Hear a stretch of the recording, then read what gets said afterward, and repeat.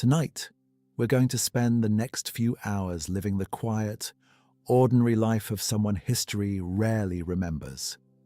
There are no kings, no famous battles, no great discoveries, just another day in the Middle Ages. Tonight, you walk through a quiet day with a medieval apothecary in the year 1390. Not the grand physician with Latin opinions, the real one, the careful one, the dusty one, the one made of dried mint, bitter roots, stained fingertips, and small measured things. If quiet nights like this help you rest, you are welcome to stay with the channel. Now, let the room grow a little softer. Let your breathing slow, and settle in behind a wooden counter in a narrow town shop, where jars wait in the half-light, and the day begins with shutters, ashes, and the faint smell of rosemary. You wake while the street is still grey.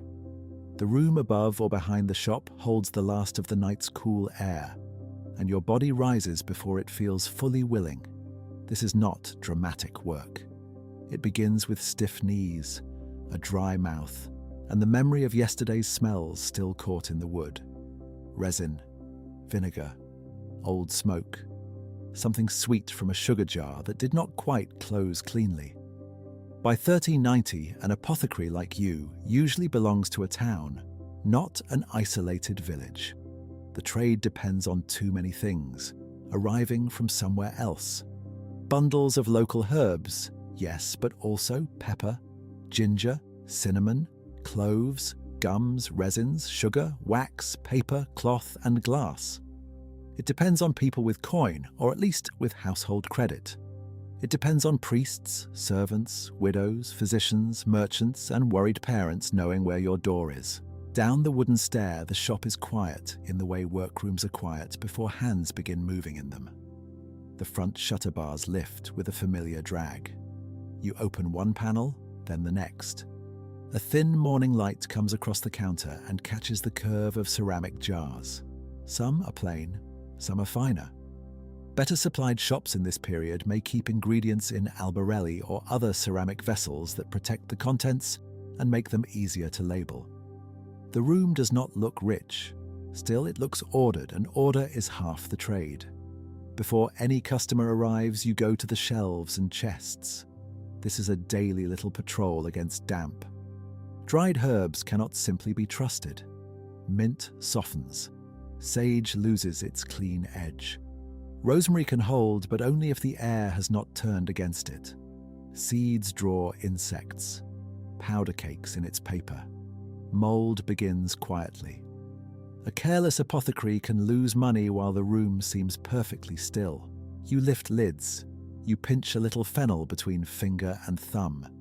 You smell rue with caution. You check a packet of chamomile and a sack of dried rose petals. Some household remedies are simple and familiar. Made from plants many people know by name, even if they do not prepare them carefully. Mint, sage, fennel, rosemary, rue, chamomile. The expensive wares attract attention, but much of the day rests on humbler things. At the hearth, yesterday's ash sits pale and collapsed. Fire is useful and slightly unwelcome. You need it for warming oils, softening wax, heating a small copper pot for syrup, and drying the edge out of a damp room. You also know the danger of keeping flame near wood, cloth, paper packets, and shelves of dried matter waiting to burn. So the morning fire begins low. Coals nudge together. A little kindling. No hurry. Then come the tools. They wait where you left them, but waiting does not mean ready. The mortar has a skin of old dust in its bowl. The pestle feels cool and heavy in your palm. A balance sits wrapped or covered against stray dirt.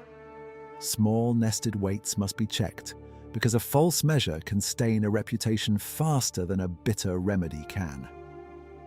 In many towns, rules exist for this sort of thing, though they differ from place to place. Customers may not know a recipe by heart, but they know when a seller looks slippery with his weights. You lay out the day in little pieces. paper for packets, linen thread, a scoop, a strainer cloth, a knife for cutting roots smaller before pounding, a wax tablet or account book nearby, depending on what sort of record is being kept in this particular shop.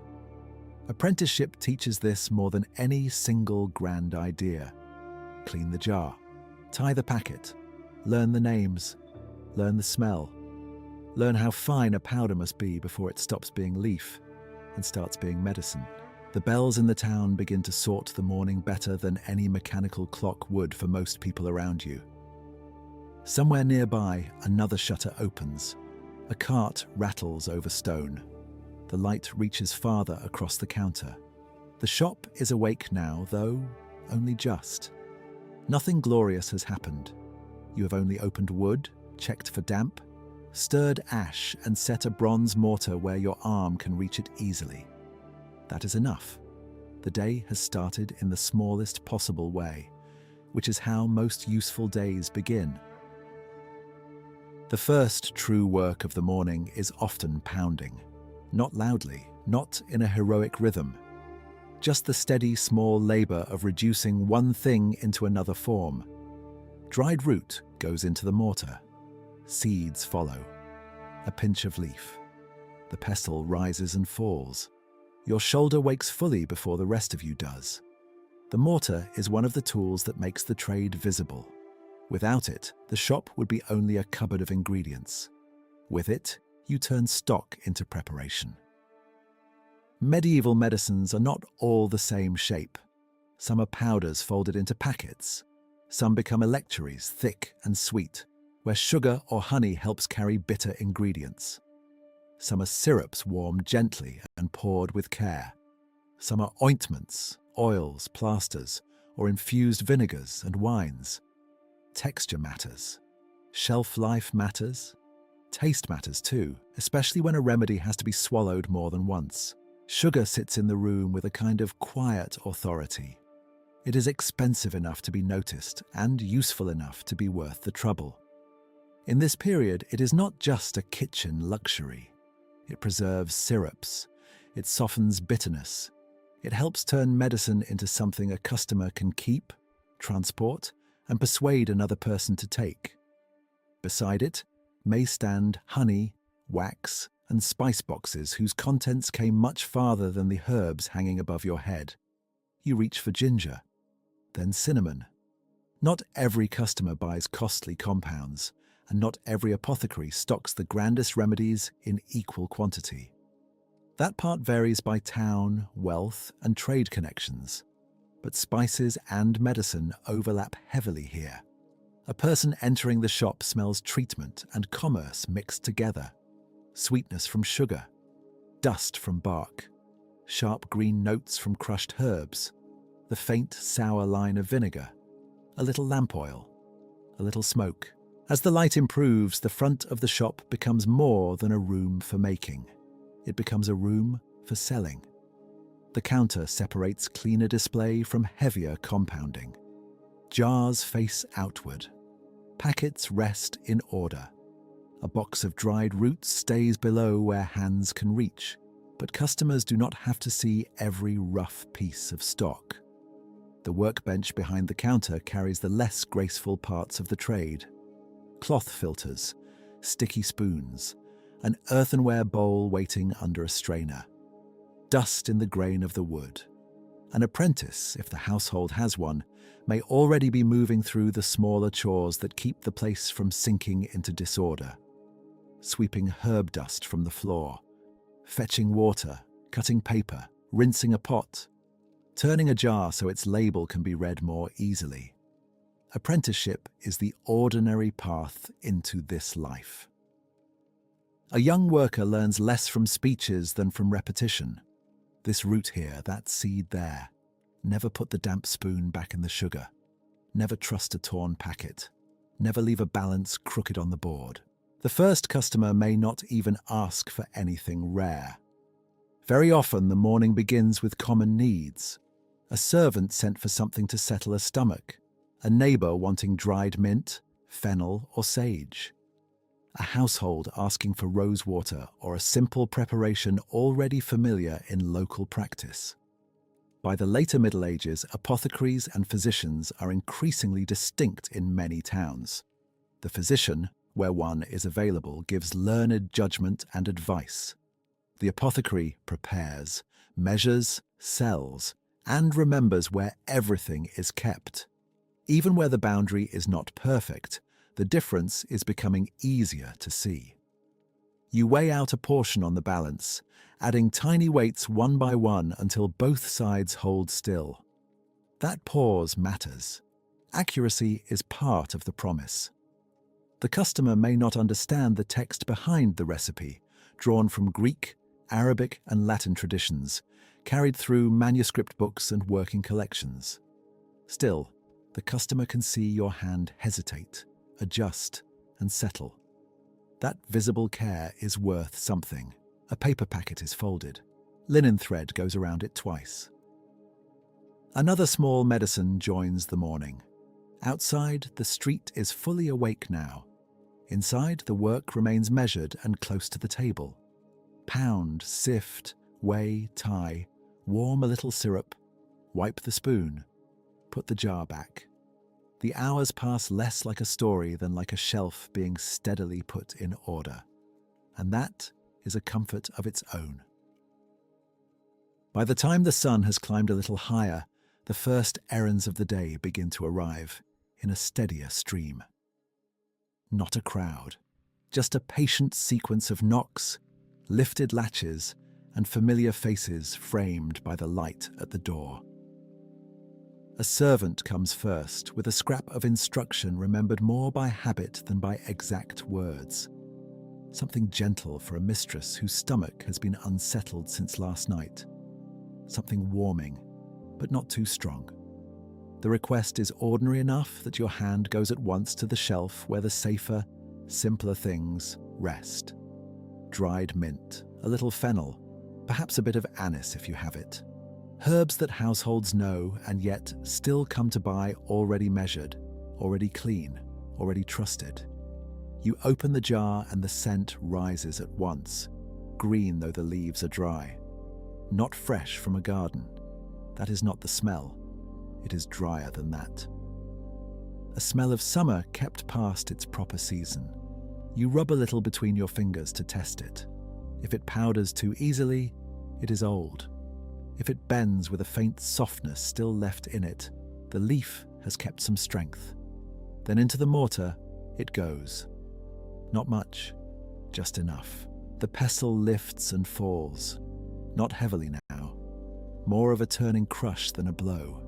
Fennel seed rolls at first, refusing to break, then gives way with a small dry crack. Mint darkens under the pressure. The sound is private and grainy, hardly louder than sleeves moving over wood. You stop, look, and grind again. Too coarse and the packet seems careless. Too fine, and the smell escapes too quickly into the room. There is judgment in even the plainest powder. A balance is set out. The little nested weights click softly as they are chosen and returned. One side dips, then the other. The spoon scrapes, a pinch is removed, another is added. Accuracy takes time, and time is part of what the customer buys here. Not merely leaves and seeds, but the pause before the balance settles level. The servant watches without watching. Eyes move over the jars, the paper, the cords, the little heap of green-brown powder. Trust in a shop is made partly of display. Clean mouths on the vessels, dry shelves, no insects in the corners of the boxes, no damp clinging to the paper. A person may not read a learned antidotary, but almost anyone can see whether a place is orderly. The packet is folded small and flat. Linen thread crosses once, then again. Instructions are brief because they must be remembered on the walk home. Steep this in warm wine or water, depending on the household purse and custom. Give it before the midday meal. Keep the packet dry. These are not grand directions. Most of the trade is not grand. Another customer asks for rosewater. Not medicine exactly, though it may be sold with medicinal purpose in mind, and with the hope that sweet smell might freshen a room, a cloth, a body, perhaps even the air itself. In these years, many people think about air more than they used to. Bad smells trouble them, sweet ones comfort them. Whether comfort is cure is harder to weigh than fennel seed, but comfort still has value. The flask is uncorked only briefly. Even that short moment changes the room. Bitter root, old paper, and warm syrup give way for an instant to something softer. Not field roses, not a summer hedge. This is a distilled or steeped memory of rose, depending on how it was made and where it came from. And in a modest shop, the exact method might vary. The scent lingers in the cloth of your sleeve after the flask is closed again. Then there is beeswax, then a little resin, then sugar shaved or chipped for some preserving syrup that must hide the taste of a harsher ingredient. Sugar is costly enough to make each grain feel noticed. You do not pour it carelessly. You break it, scrape it, weigh it, and keep the fragments from scattering. Medicine often tastes bitter. Money tastes sweet. The two meet on the counter more often than anyone says aloud. Through all of this, the street outside keeps its own calm rhythm. Hooves on stone, a seller calling something farther down the lane. Church bells too distant to rule the room completely, but near enough to remind you how the day is passing. A physician may send a note later. A wealthier household may ask for a more complicated preparation. For now, the work remains small, repeated, and exact. A spoon is wiped. A jar is turned so its label faces outward again. Powder dust is brushed into the palm and shaken into the hearth. Another customer steps in, bringing cool air and a little smell of the street with them. The bench, the balance, the mortar, the packets. These are your first companions and then your next customers, and then the same companions again. The morning opens into trade without any suddenness at all. By midday, hunger arrives less like an announcement than like another small fact of the room. Your shoulders have been rounded over the bench for hours. The heel of one hand is faintly marked from the pestle. Dust from dried herbs has settled into the lines of the skin and under the nails despite the wiping and rinsing. The shop has not become busy exactly. It has simply kept going, so the meal comes when it can. Not at an exact numbered hour, because the day is not cut that way. A bell may sound from a nearby church. Light may fall differently across the floorboards. The stomach may begin to pull. Often that is enough. The front of the shop is not abandoned. It rarely can be. If there is an apprentice old enough to mind the counter for a little while or a family member used to the ordinary questions, then the work loosens without stopping. If not, the meal is taken in pieces between customers, one bite at a time, with an ear still turned toward the door. Family labor in shops like this was common enough to be likely, though the records do not always linger over who cut the bread or watched the latch. Someone often did. Bread is set out first because bread is nearly always set out first. A heel from yesterday, perhaps, or a fresh cut piece if the household is doing a little better this week.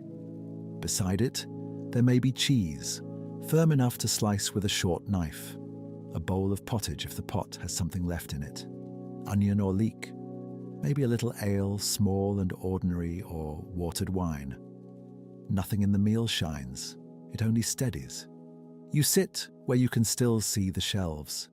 Even at rest, the eyes keep count. That jar should be refilled soon. The wax near the hearth must be moved a little farther from the heat. The cloth strainer needs a proper rinse before anything sweet is poured through it again. Work continues softly in the mind, even while the mouth is busy with bread. This is often when accounts come nearer. A slate, a wax tablet, a scrap of writing, or simply memory strengthened by habit. Not every customer pays coin into the hand at once. Some do. A few small silver pieces. More often for simple goods, the payment may be modest and immediate. Yet in town, life there can also be delay.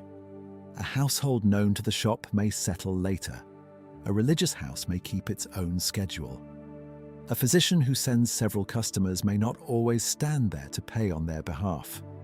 The exact pattern changes by place and means, but credit is plausible enough that you think of names as well as jars. A name carries weight of its own. The widow who pays late but pays. The cook from a prosperous house who buys sugar without flinching because the order is not for her own table. The servant sent in haste who must be trusted to repeat instructions correctly. The clerk who wants ink ingredients one week and a stomach remedy the next. An apothecary stands close to medicine but also close to ordinary bookkeeping, and both require a clear head. At midday, the room smells different from the morning. Less sharp pounding, more warm bread, a little cheese, the low sourness of ale. Still, the herbs remain beneath it all. Mint, sage, rosemary hanging somewhere above, resin from a box left open too long, vinegar in a stoppered vessel, honey clinging to a spoon that should have been cleaned before the meal and was not. None of it leaves the room entirely. Smell layers itself here, thin as paper and stubborn as wax. You chew slowly because there is no reason to hurry. Even haste in a shop like this tends to be modest. A door opens. Someone asks only for a little vinegar or a pinch of dried chamomile. You wipe your fingers, stand, measure, tie, and sit again. The bread waits. Nothing takes offense. The quieter minutes of the meal are also when the body notices itself. The lower back gives a dull reminder. One wrist feels thicker than the other from use. The neck resists when turned too quickly toward the shelves. This is not punishing labor in the way of quarrying or ploughing, but it is labor all the same. Repetition writes itself into the body in a small, neat hand. Outside, the street has softened for a little while. Some shops pause, some do not. A cart creaks by more slowly than before. Sun warms one side of the doorway. Dust in the air shows itself and then disappears again. The bowl empties. Crumbs are gathered with a thumb. The knife is wiped. If there was a moment of sitting, it has passed gently. Soon the bench will call you back to finer work. Afternoon light is good for reading labels, checking color in dried petals, and seeing whether a powder has been sifted evenly. For now, there is only the plain kindness of a midday pause. Bread, a cup, the quiet shelf of jars before you. Then the room resumes its careful breathing. The bench calls you back in the same quiet way it always does. Afternoon light lies flatter now, wide across the wood, and it shows every small thing that can go wrong. A good shop is not only a place of herbs and sugar and careful measures. It is also a place of little troubles. Not grand troubles. Ordinary ones. The sort that sit in the corner of the day and ask to be dealt with. You begin with a jar that does not please you. The dried mint inside has lost some of its sharpness. When the lid lifts, the smell is still there, but weaker. The leaves have gone a little dull. Not ruined, not yet. Still, the room teaches you to notice these changes before a customer does. Damp is patient. It creeps into cloth, into paper, into bundles tied too loosely, into anything left too near a wall that sweats in wet weather. So the next stretch of the afternoon is not spent making some noble remedy. It is spent saving stock. You bring down bunches of herbs. You loosen cord. You separate what is still crisp from what has gone soft at the stem. Sage, rosemary, fennel tops, a little rue. Plants familiar enough that many households know their names, though they still come here to buy them dried, measured, and cleaner than what might be gathered by a roadside. The work is light in the hands, but it asks for care in the eyes. A cloth is spread. Leaves are turned over with the fingers. Small black signs of insects are watched for. Dust and stem are picked out. A box is checked for worms and found mercifully clear. Another bundle is not so lucky. A little portion must be set aside and lost. It is not a dramatic loss. It is the kind that happens one handful at a time. This is how a careless shop becomes a poor one, not in a single disaster, in many neglected inches. The apprentice, if there is one in the room with you today, learns this part as surely as the use of the mortar. Sweep the shelf. Dry the jar before filling it. Turn the label outward. Keep the mouse from the chest. Keep soot from the herbs. Keep the weights together. Keep the paper dry. Apprenticeship is not only learning which spice warms and which seed eases the stomach. Much of it is learning how not to waste expensive things. A merchant's parcel may also have arrived with mixed quality. That too belongs to the quiet problem of the day. Imported goods travel far and distance leaves marks. Ginger can come fibrous. Cinnamon can be thin and poor. Cloves can lose strength. Sugar, so useful for syrups and electuaries, can clump if damp has found it on the road or at the quay or in some warehouse before it reaches your shelf. You break a lump apart with the back of a spoon and listen to the hard little crack. Better this than finding it too late over the heat. At the hearth, another small concern waits. Fire is useful and never fully friendly. A syrup thickening in a little copper vessel must be watched, because a moment of neglect makes it catch at the bottom. The smell changes first. Sweet, then slightly dark. You stir at once with a wooden spoon, not ruined, only warned. Around the hearth are cloth, paper packets, dry stalks, wax, and wood. Every motion stays measured. The flame is kept low. The pot is shifted. The spoon circles again. A customer at this hour may bring another kind of problem. Not anger, just uncertainty. A servant arrives with a physician's note, folded and handled too much. The writing is cramped. The Latin names are shortened in the way learned men often shorten what they expect others to know. You hold the paper near the light and take your time. Apothecaries and physicians are not the same trade, but the shop depends on reading one another's meaning. A wrong grain in the balance is not only embarrassing, it is costly. So you check the note against memory, against habit, against the shelf. Then the balance comes down. Weights on one side, powder on the other. Tiny corrections until the beam rests level. This is the kind of strain the shoulders remember by evening. Not battle, not panic, repetition. Lifting jars from the upper shelf. Stooping to the chest below the bench. Reaching for a filter cloth. Leaning close to read faded ink on a tag. Tapping powder from folded paper without losing a pinch. By the time the bell sounds somewhere outside for the next part of the day, your back has been bent over wood and measure more than overthought. And still, the room remains calm. Trouble here is usually quiet enough to fit in the palm.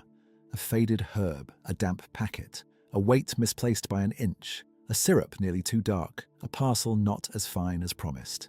You answer each one with the same plain motions. Sort, wipe, warm, tie, check. Put the sound item back on the shelf. Put the doubtful one aside. Let the day grow a little older around you while the shop becomes orderly again. By later afternoon, with the smaller problems quieted, the season makes itself known again. Even when the day is mild, winter lives in the shop as a habit of caution. In a town apothecary's room, cold is never just cold. It is damp in the mortar. It is stiffness in the fingers. It is slowness in oils and a new heaviness in cloth, and a draft under the door that reaches the ankles first. You notice it in the jars. Ceramic keeps its silence well, but lids must still fit true. Corks shrink and swell, wax seals crack, papers curl at the edge. Dried roots, bark and seed will keep if they are watched, and spoil if they are trusted too much. So a winter afternoon often means checking what summer once provided. Open, look, smell, close again. There is no glory in this. It is simply the way medicine survives until the next growing season. Many useful plants are gathered and dried when the weather allows, then asked to last through the dark months. Some have come from nearby gardens or fields. Some may have reached you through gardeners, foragers, monastery contacts, or merchants. The exact path is not always visible once they rest in your chest or jar. What matters now is condition. Chamomile must still carry a little scent. Fennel seed should not taste stale. Mint must not crumble into lifeless dust before its time. Rosemary should keep enough of its sharp, resinous smell to justify its shelf space. Winter changes customers too. More people ask for warming things, for sweetened syrups, for spices whose heat is felt as much in the mouth as in medical theory. Ginger, cinnamon, pepper, cloves. These are not common in every kitchen, but in an apothecary shop they belong both to remedy and to luxury. The same trade routes that carry medicine carry taste. A chest can smell almost like a feast and still be meant for illness. You open a small box and the scent rises dry and deep, then settles back into the wood. Sugar matters more in cold weather than the eye first suggests. It is costly, useful, and slightly stubborn in the damp. It sweetens bitter ingredients. It helps preserve syrups. It turns medicine into something a prosperous household is more willing to take day after day. A hard loaf or lump of it sits waiting to be chipped or shaved, precious in a way that plain local herbs are not. You handle it with the same respect you would give to imported resin or a physician's written recipe. The room itself must be managed against the season. The hearth cannot be allowed to rage because too much heat near wooden shelves and paper packets brings its own danger. Yet, if the air grows too raw, hands lose nimbleness and syrups cool too fast. So winter work is full of adjustments too small to impress anyone. A pot is brought nearer, then farther.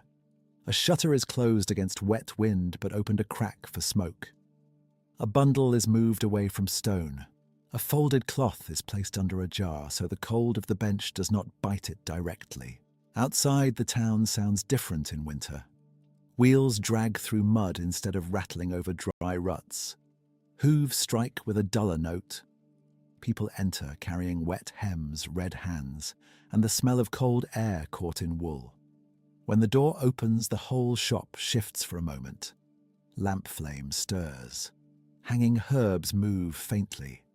Then the door shuts, and the air settles again around vinegar, wax, spice, and leaf.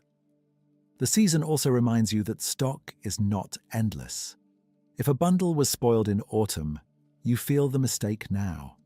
If merchants are late or roads poor, or river traffic slowed, expensive imports become harder to replace. A careful apothecary learns to think a little ahead without making a spectacle of it. How much fennel remains? Whether the last serviceable rosemary should be sold loose or kept for compound work? Whether the sugar on hand is enough for the next run of syrup? Whether a customer may be steered toward a simpler household herb because the rarer ingredient must be saved. None of this feels dramatic while you are doing it. It feels like counting, smelling, touching, closing lids, banking warmth where it is needed. Winter makes the shop smaller and more inward. It asks less for speed than for steadiness. The bench, the chest, the jars, the balance, the fire. Each one needs a little tending and then a little more. As the light thins, the colours in the room deepen. Green leaves darken toward brown. The polished lip of the mortar catches the last pale strip from the shutter. Somewhere outside, a bell marks the hour in the old way, by sound rather than number. Inside, your work keeps the same quiet measure. Keep the herbs dry, keep the sugar hard and clean, keep the packets tied, keep enough warmth in the room for the hands to work, and not enough for danger. This too is part of mixing remedies in 1390. Not only what goes into the medicine, but the season that presses gently on every jar. By late afternoon, another kind of measuring waits for you. The mortar grows quiet for a little while. The scale is still in use, but not for mint or fennel. Now it serves thought as much as trade. A small account book lies open on the counter, its pages uneven, its corners softened by hands and by years. A bit of wax from an earlier candle has dried along one edge. Beside it sit a few counters for reckoning, or perhaps marks already set down in ink if the habit of the shop runs that way. The sums are never grand. They do not need to be. A shop like this lives by many small outgoings gathering together until they feel heavier than a sack of dried roots. You count what has come in. A few coins from a servant sent by a prosperous house. Smaller change for a paper of powder. A note, perhaps, for payment delayed until market day or until a steward settles a household account. That sort of waiting is common enough in town trade, though it does not make the waiting pleasant. A jar of sugar costs money before it ever becomes a syrup. Pepper, ginger, cloves, cinnamon, frankincense, gum resins, all of them arrive carrying the price of distance. They have crossed many hands before reaching yours. Merchant, porter, carter, tollkeeper. Each leaves a little weight behind, so you keep your own weights honest. Not only because fairness matters to the customer at the counter, though it does. Not only because a physician expects a compound to be made as ordered, though that too matters. Honest weights matter because town officers, craft wardens where such rules exist, and suspicious neighbours all know that false measure is one of the easiest cheats in any shop. A light weight can steal from buyer and seller alike. Too little in a packet angers the household that paid for it. Too much given away, and your shelf empties into someone else's purse.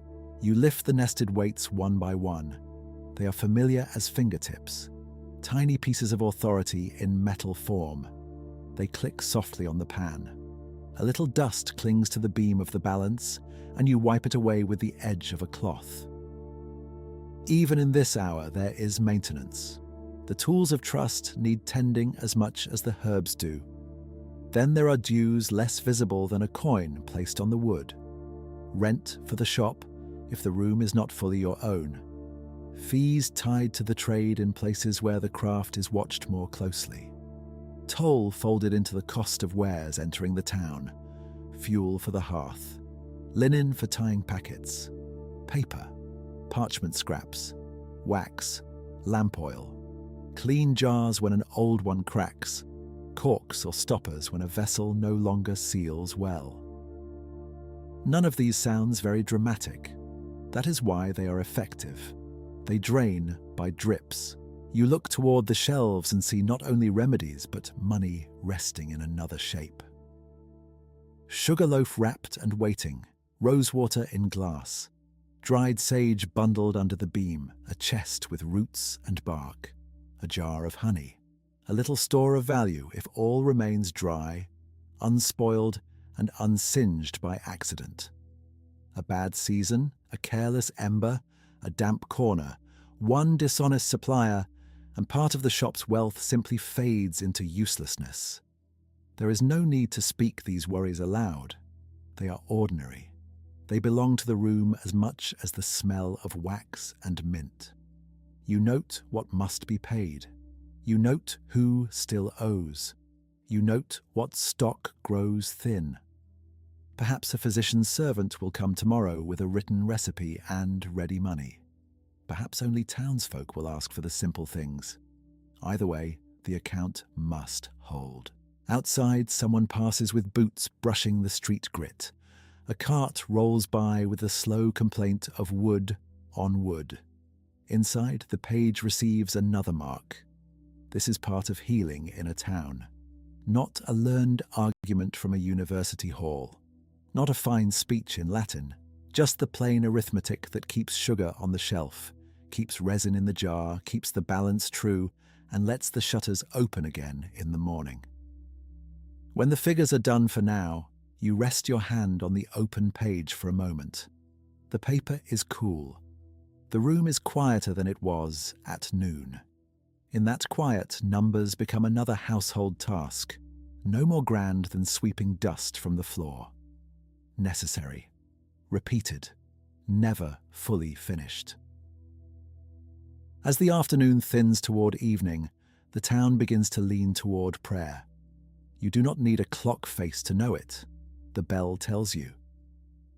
It comes through shutter and plaster as a round, familiar sound, and the whole day seems to pause long enough to hear it settle. In a town in 1390, the shop does not live apart from the church. Bells mark the shape of hours. Feast days interrupt trade. Fasts alter what people eat, and that changes what they ask for. Clergy may be customers. Monasteries may be suppliers, or rivals in knowledge, or simply another place where herbs are grown and books are kept. The line between devotion, daily habit, and practical medicine is not drawn with the neatness a later age might prefer. So at this hour, you put a little order back into the room before stepping away, even if only for a short service nearby. A cloth goes over one open bowl. The lid is set firmly on a jar of powdered root. The small flame is checked. If syrup still sits warm by the hearth, it is moved back from eager heat. Fire behaves best when watched, and evening prayers are easier when the mind is not left behind with a pot on the coals. You brush dust from your hands. Herb dust has a way of staying in the lines of the skin. Green one day, yellow the next, brown after bark and seed. Your sleeves hold the smell of rosemary and smoke. The room itself smells of many hopes mixed together.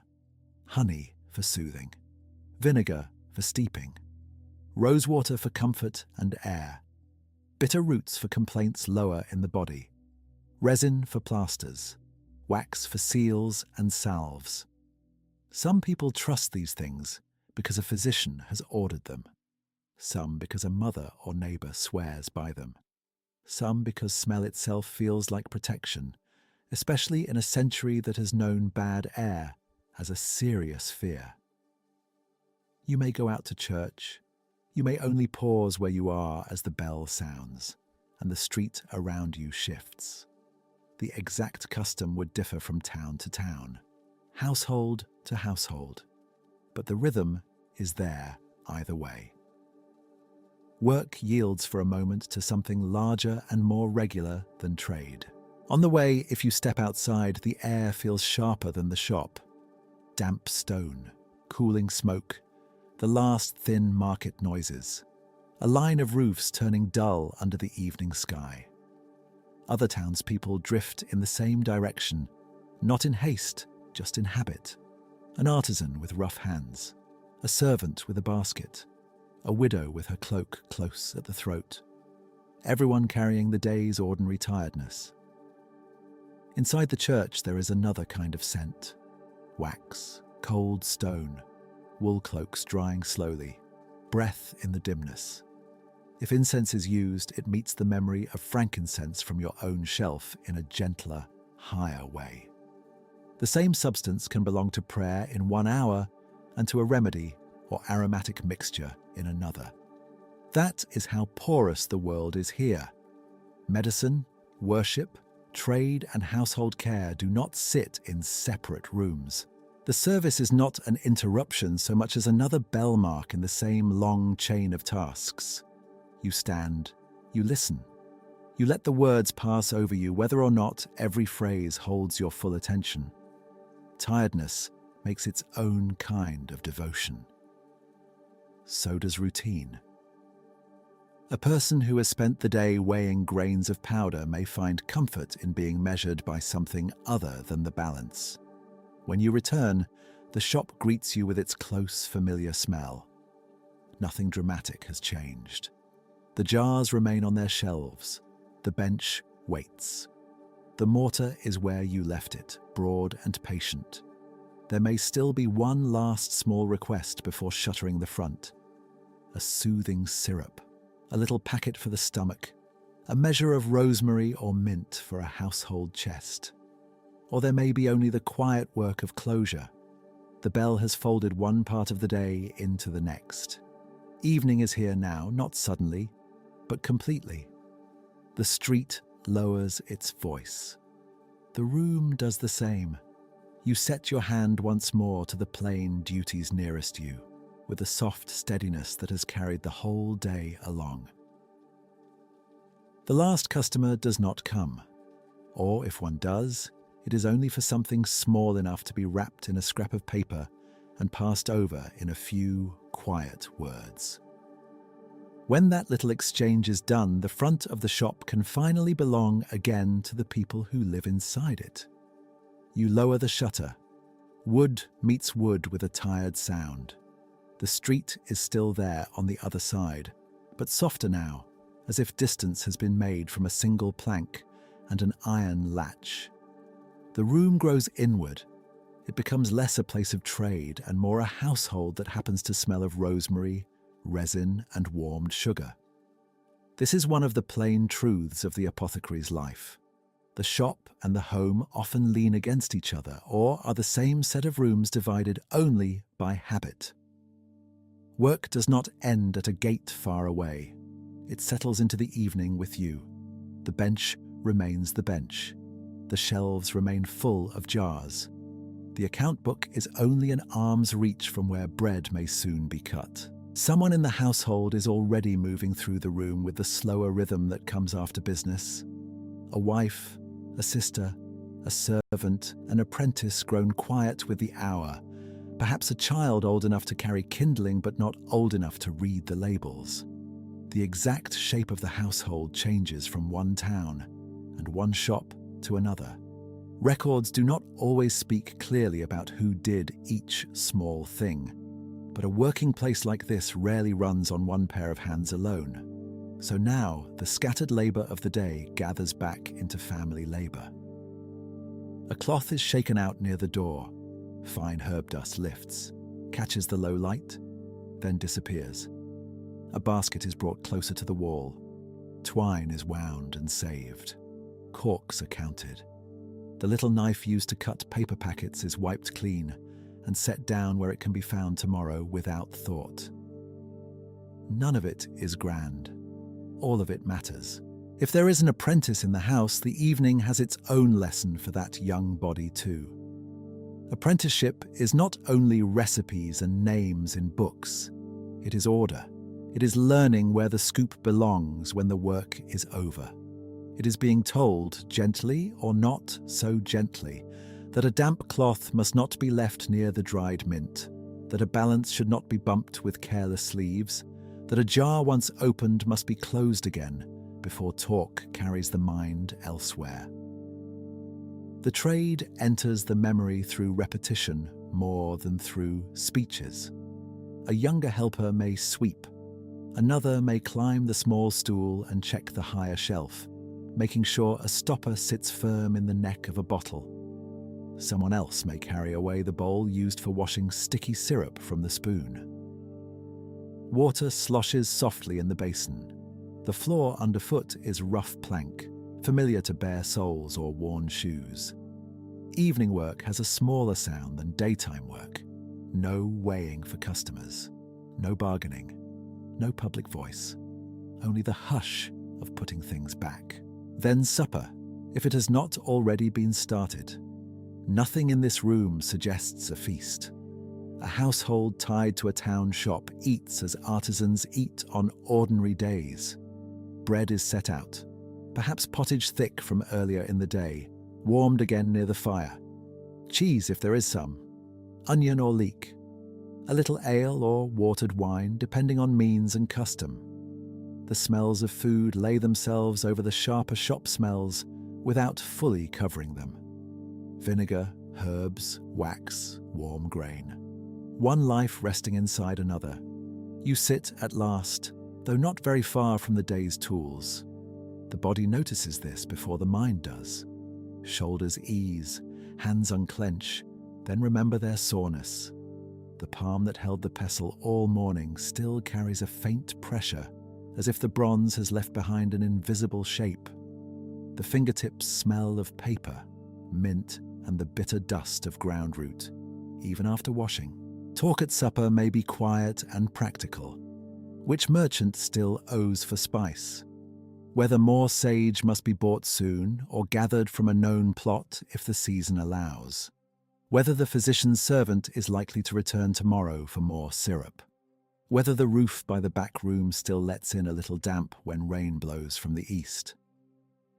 Family talk in a working house moves easily between household and trade, because the two are braided together too tightly to separate.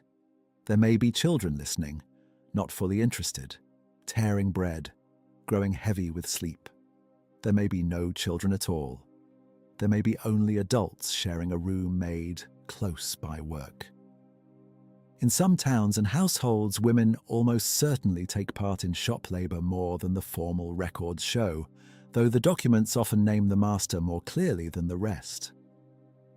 Evening is one of the places where that hidden labor becomes easiest to imagine with honesty. Medicines do not wrap themselves. Floors do not sweep themselves.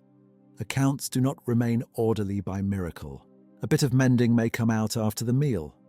A cuff repaired, a seam checked, or labels may be made ready for tomorrow, scraps of writing cut and set aside.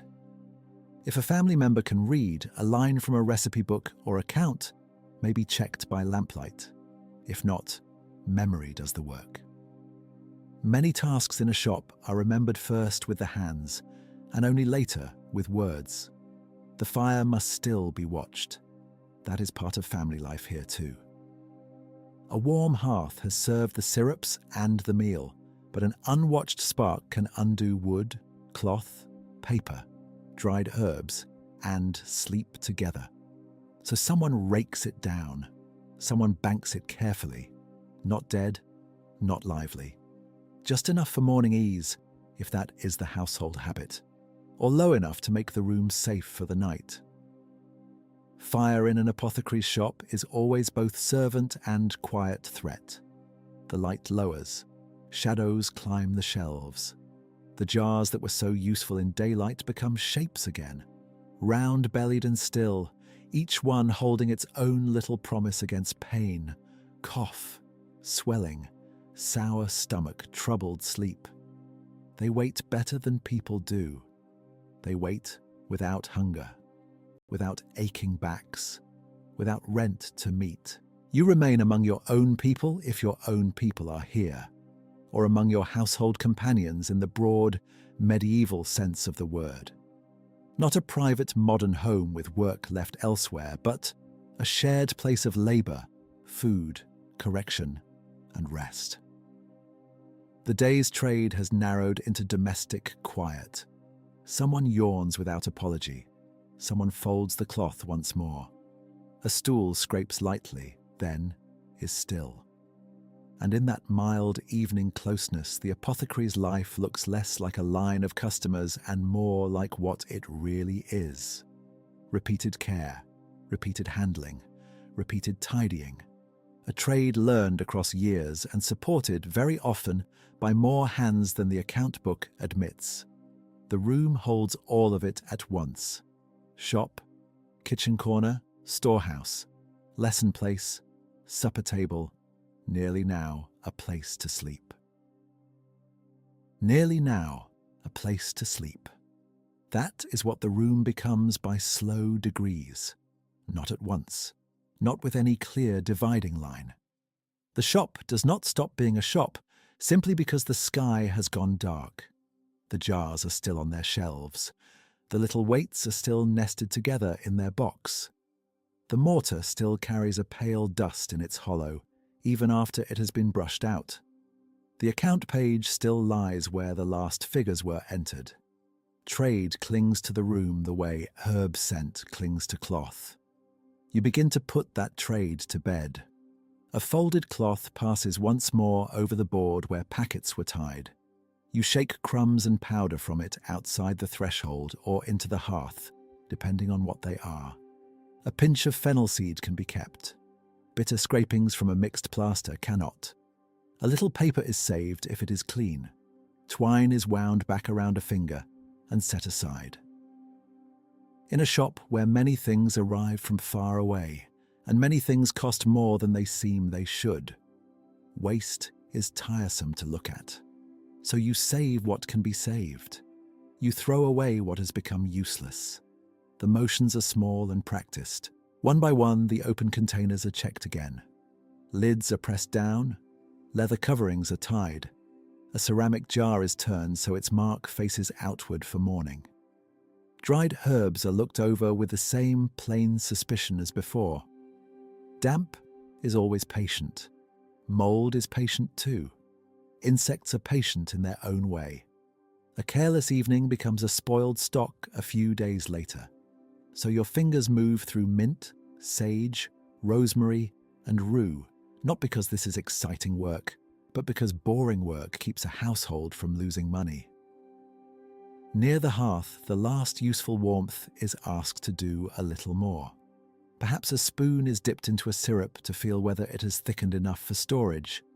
Perhaps a small pot of ointment is stirred once before cooling entirely, the oil and wax settling into a more even body. Medieval remedies take many forms for practical reasons as much as learned ones. Powders keep one way. Conserves keep another. Syrups need sugar enough to preserve them. Ointments must set. Pills must dry. Every texture has its own patience. This is still part of the labor. Waiting, touching, testing, covering. The apprentice, if there is one in this household, is slower now. Evening makes everyone less exact if they are not watched a little. A packet may be folded crooked. A stopper may be pushed in only halfway.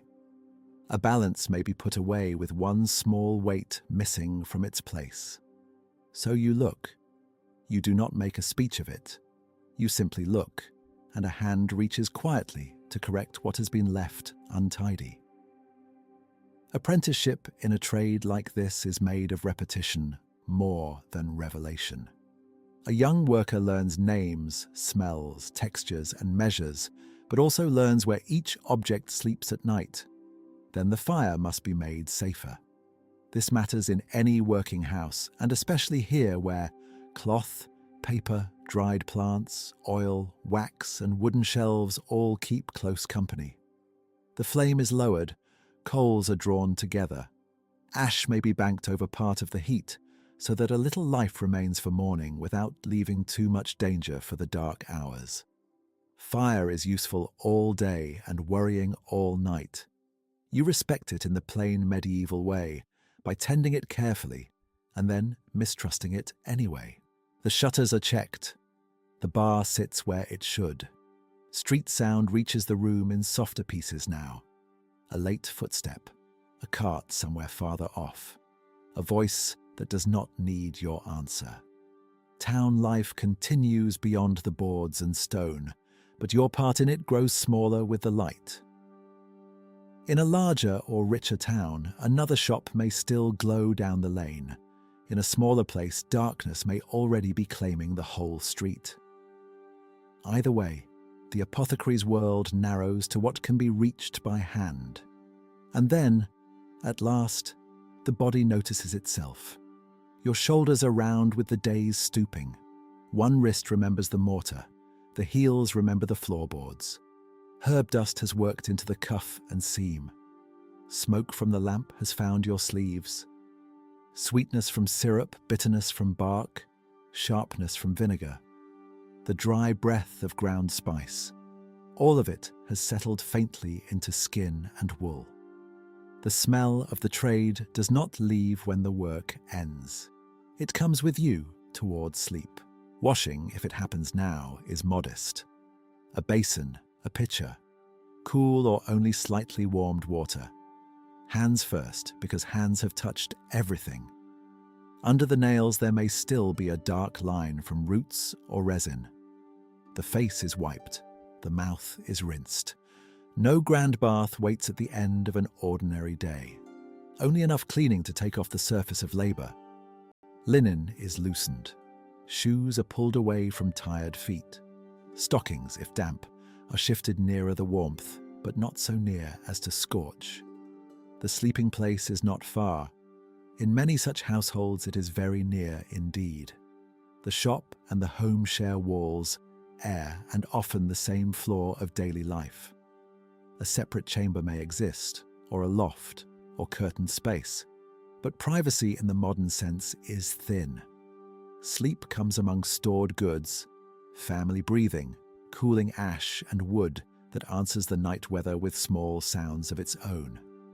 This is not failure of comfort, it is ordinary arrangement. Work and rest are neighbours, before lying down, there may be one more look toward the shelves.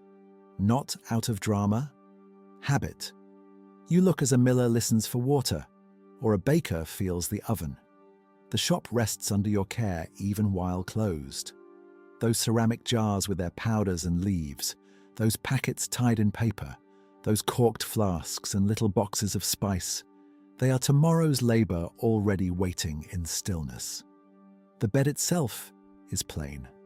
A pallet, perhaps. A rope bed in a better household. A mattress stuffed with straw, flock, or other humble filling. Blankets if the season allows them. Coverings adjusted according to cold, cost, and rank. The body does not ask for luxury so much as levelness and warmth. You lower yourself carefully because a long day makes even lying down into a small task that must be managed. Then, finally, the motions stop. Breathing from others settles into an uneven shared rhythm. The last lamp is pinched lower or put out. If a little glow remains under ash at the hearth, it is no brighter than a memory of work. In the dark, the apothecary's trade becomes simpler than all its jars and recipes. It becomes a room that smells faintly of rosemary, wax, smoke, vinegar, and wool. It becomes hands that will have to rise and measure again. It becomes a town household sleeping beside its tools. And because this is an ordinary life, tomorrow is already waiting in very much the same shape. The shutter will open.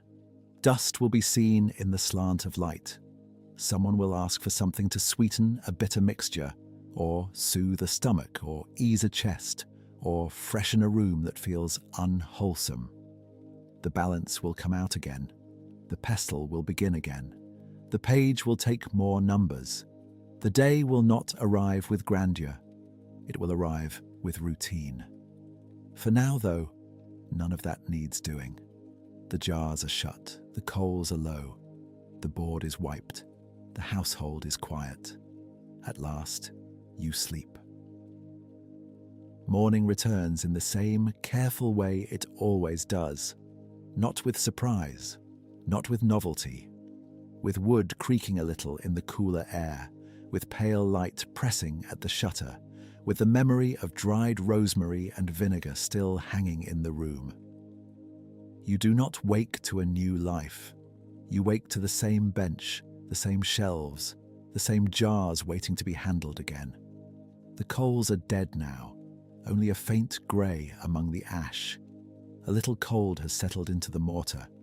The board you wiped last night feels clean under your hand, but not warm. The house and the shop are still one place.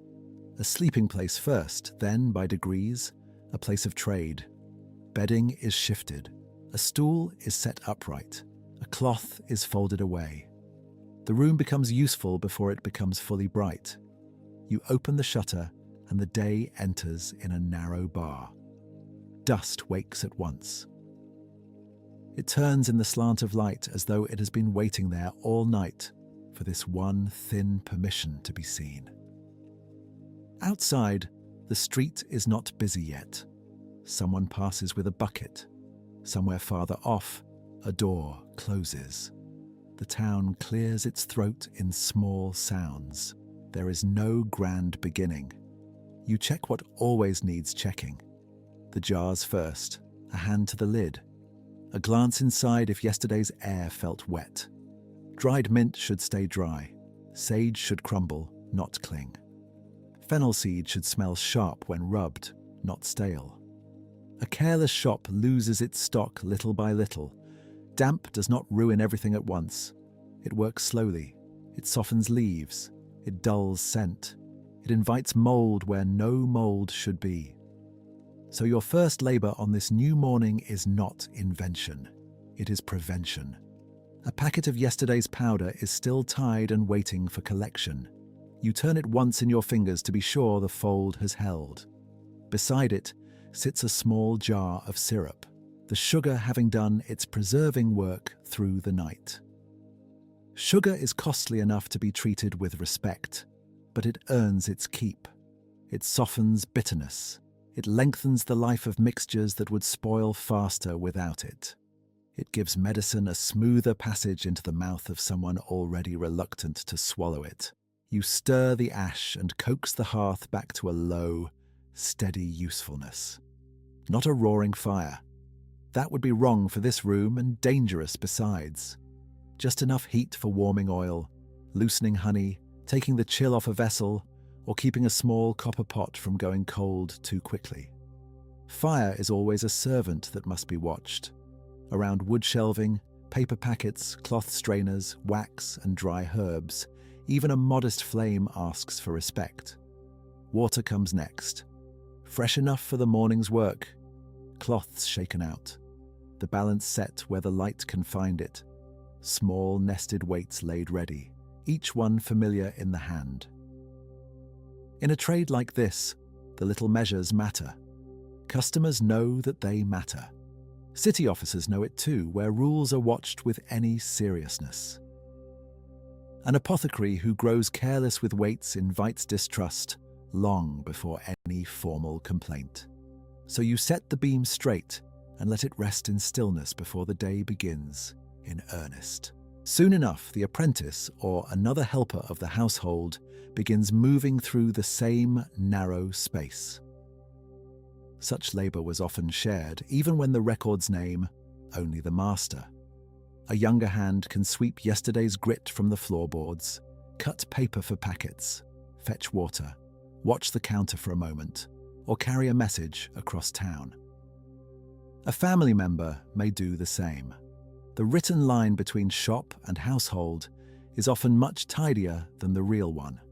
In the real room, work passes quietly from hand to hand. You choose a small task first, something ordinary enough to settle the body into motion. Perhaps rose petals to be checked and crumbled more finely. Perhaps a little rosemary to be rubbed and sifted. Perhaps cumin or anise measured into a paper fold for a customer who will come later. The mortar answers with its usual dull sound. Not dramatic, just repeated impact. Wood, bronze, herb, seed, lift, press, turn, lift, press, turn. By this hour, your shoulders already remember the motion before the mind needs to name it. The smells begin layering themselves again. Last night's wax, dry mint, a little smoke as the hearth takes, vinegar from a stoppered bottle, honey when the lid is loosened, something resinous from a jar farther back on the shelf. This mixture of scents would have marked such a place before a signboard could do the job. A person might step in from the street and know at once that this is a room of prepared things. Bitter things, sweetened things, things dried, ground, strained, and folded for use. The first caller may not arrive for a little while. That too is part of the peace of morning. There is work before there is interruption, work that can be finished in silence. You flatten a page in the account book and look at yesterday's lines. Names, measures, sums owed, sums paid. Perhaps a familiar household still stands a little in debt. Credit was possible in some towns and for some customers, though it would vary by place and trust. A shop cannot run on patience alone, yet neither can it refuse every delayed payment if the household is known and likely to settle later. So the page holds not only numbers, but relationships stretched across weeks. By now, the light has widened. More of the shelf can be seen without leaning close. The white of a ceramic jar. The darker mouth of a box of bark or roots. A twist of cloth over a vessel that must stay covered. If the shop is well supplied, there may be ingredients from near and far standing within the same arm's reach. Local sage dried from familiar ground. Imported ginger that has crossed many hands before reaching yours. Cinnamon, perhaps, or cloves in small quantity. Frankincense or myrrh if trade and customers allow it. In such a room, medicine and the spice trade sit side by side, not as strangers, but as daily companions. You do not stand admiring any of it for long. The day asks for plain competence more than wonder. A small measure is weighed out. A packet is tied with linen thread. A jar is shifted away from the dampest part of the wall. A spoon is wiped. A label is checked. The motions are quiet enough that the room seems to keep sleeping around them, though it is already awake. Soon the street will gather pace. Servants will be sent. A clerk may come for a prepared mixture. Someone with a cough or a sour stomach or a restless night's sleep will knock and ask for what can be afforded. Before all that, there is this narrow strip of repeated mourning. The hour when trade has not quite begun, yet everything that allows trade is already in your hands. And so the life resumes itself exactly where it left off. Not because it lacks meaning, but because its meaning lives in repetition. Jar after jar, page after page, powder after powder. The shutter stands open, the balance waits. The pestle rises once more, then falls, soft and steady, into another ordinary day. The balance waits. The pestle rises once more, then falls, soft and steady, into another ordinary day. By now, the light has shifted enough to show what work still sits behind the visible work. Not the jars on the shelf, not the measured powder in its folded paper. The quieter labor waits nearer the book. A customer may carry away a packet in a sleeve or a syrup in a small vessel, and the handover lasts only a moment.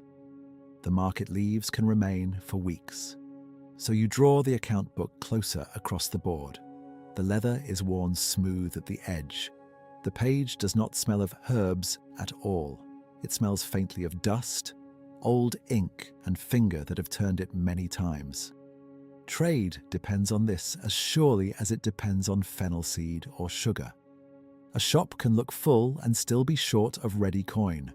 A jar can stand rich on the shelf while the purse remains light. One line belongs to a servant sent by a prosperous household. Another to a clerk who collects on behalf of a canon or a small religious house. Another to a neighbor who pays slowly and in very little pieces, but usually pays. A few sales were settled at once, with coins counted out on the board. Those are easy. The others must be remembered exactly. A spoon of conserve, a packet for the chest, a little rosewater, powdered ginger, wax for a plaster. Small things, necessary things. Added together, they become the shape of the month.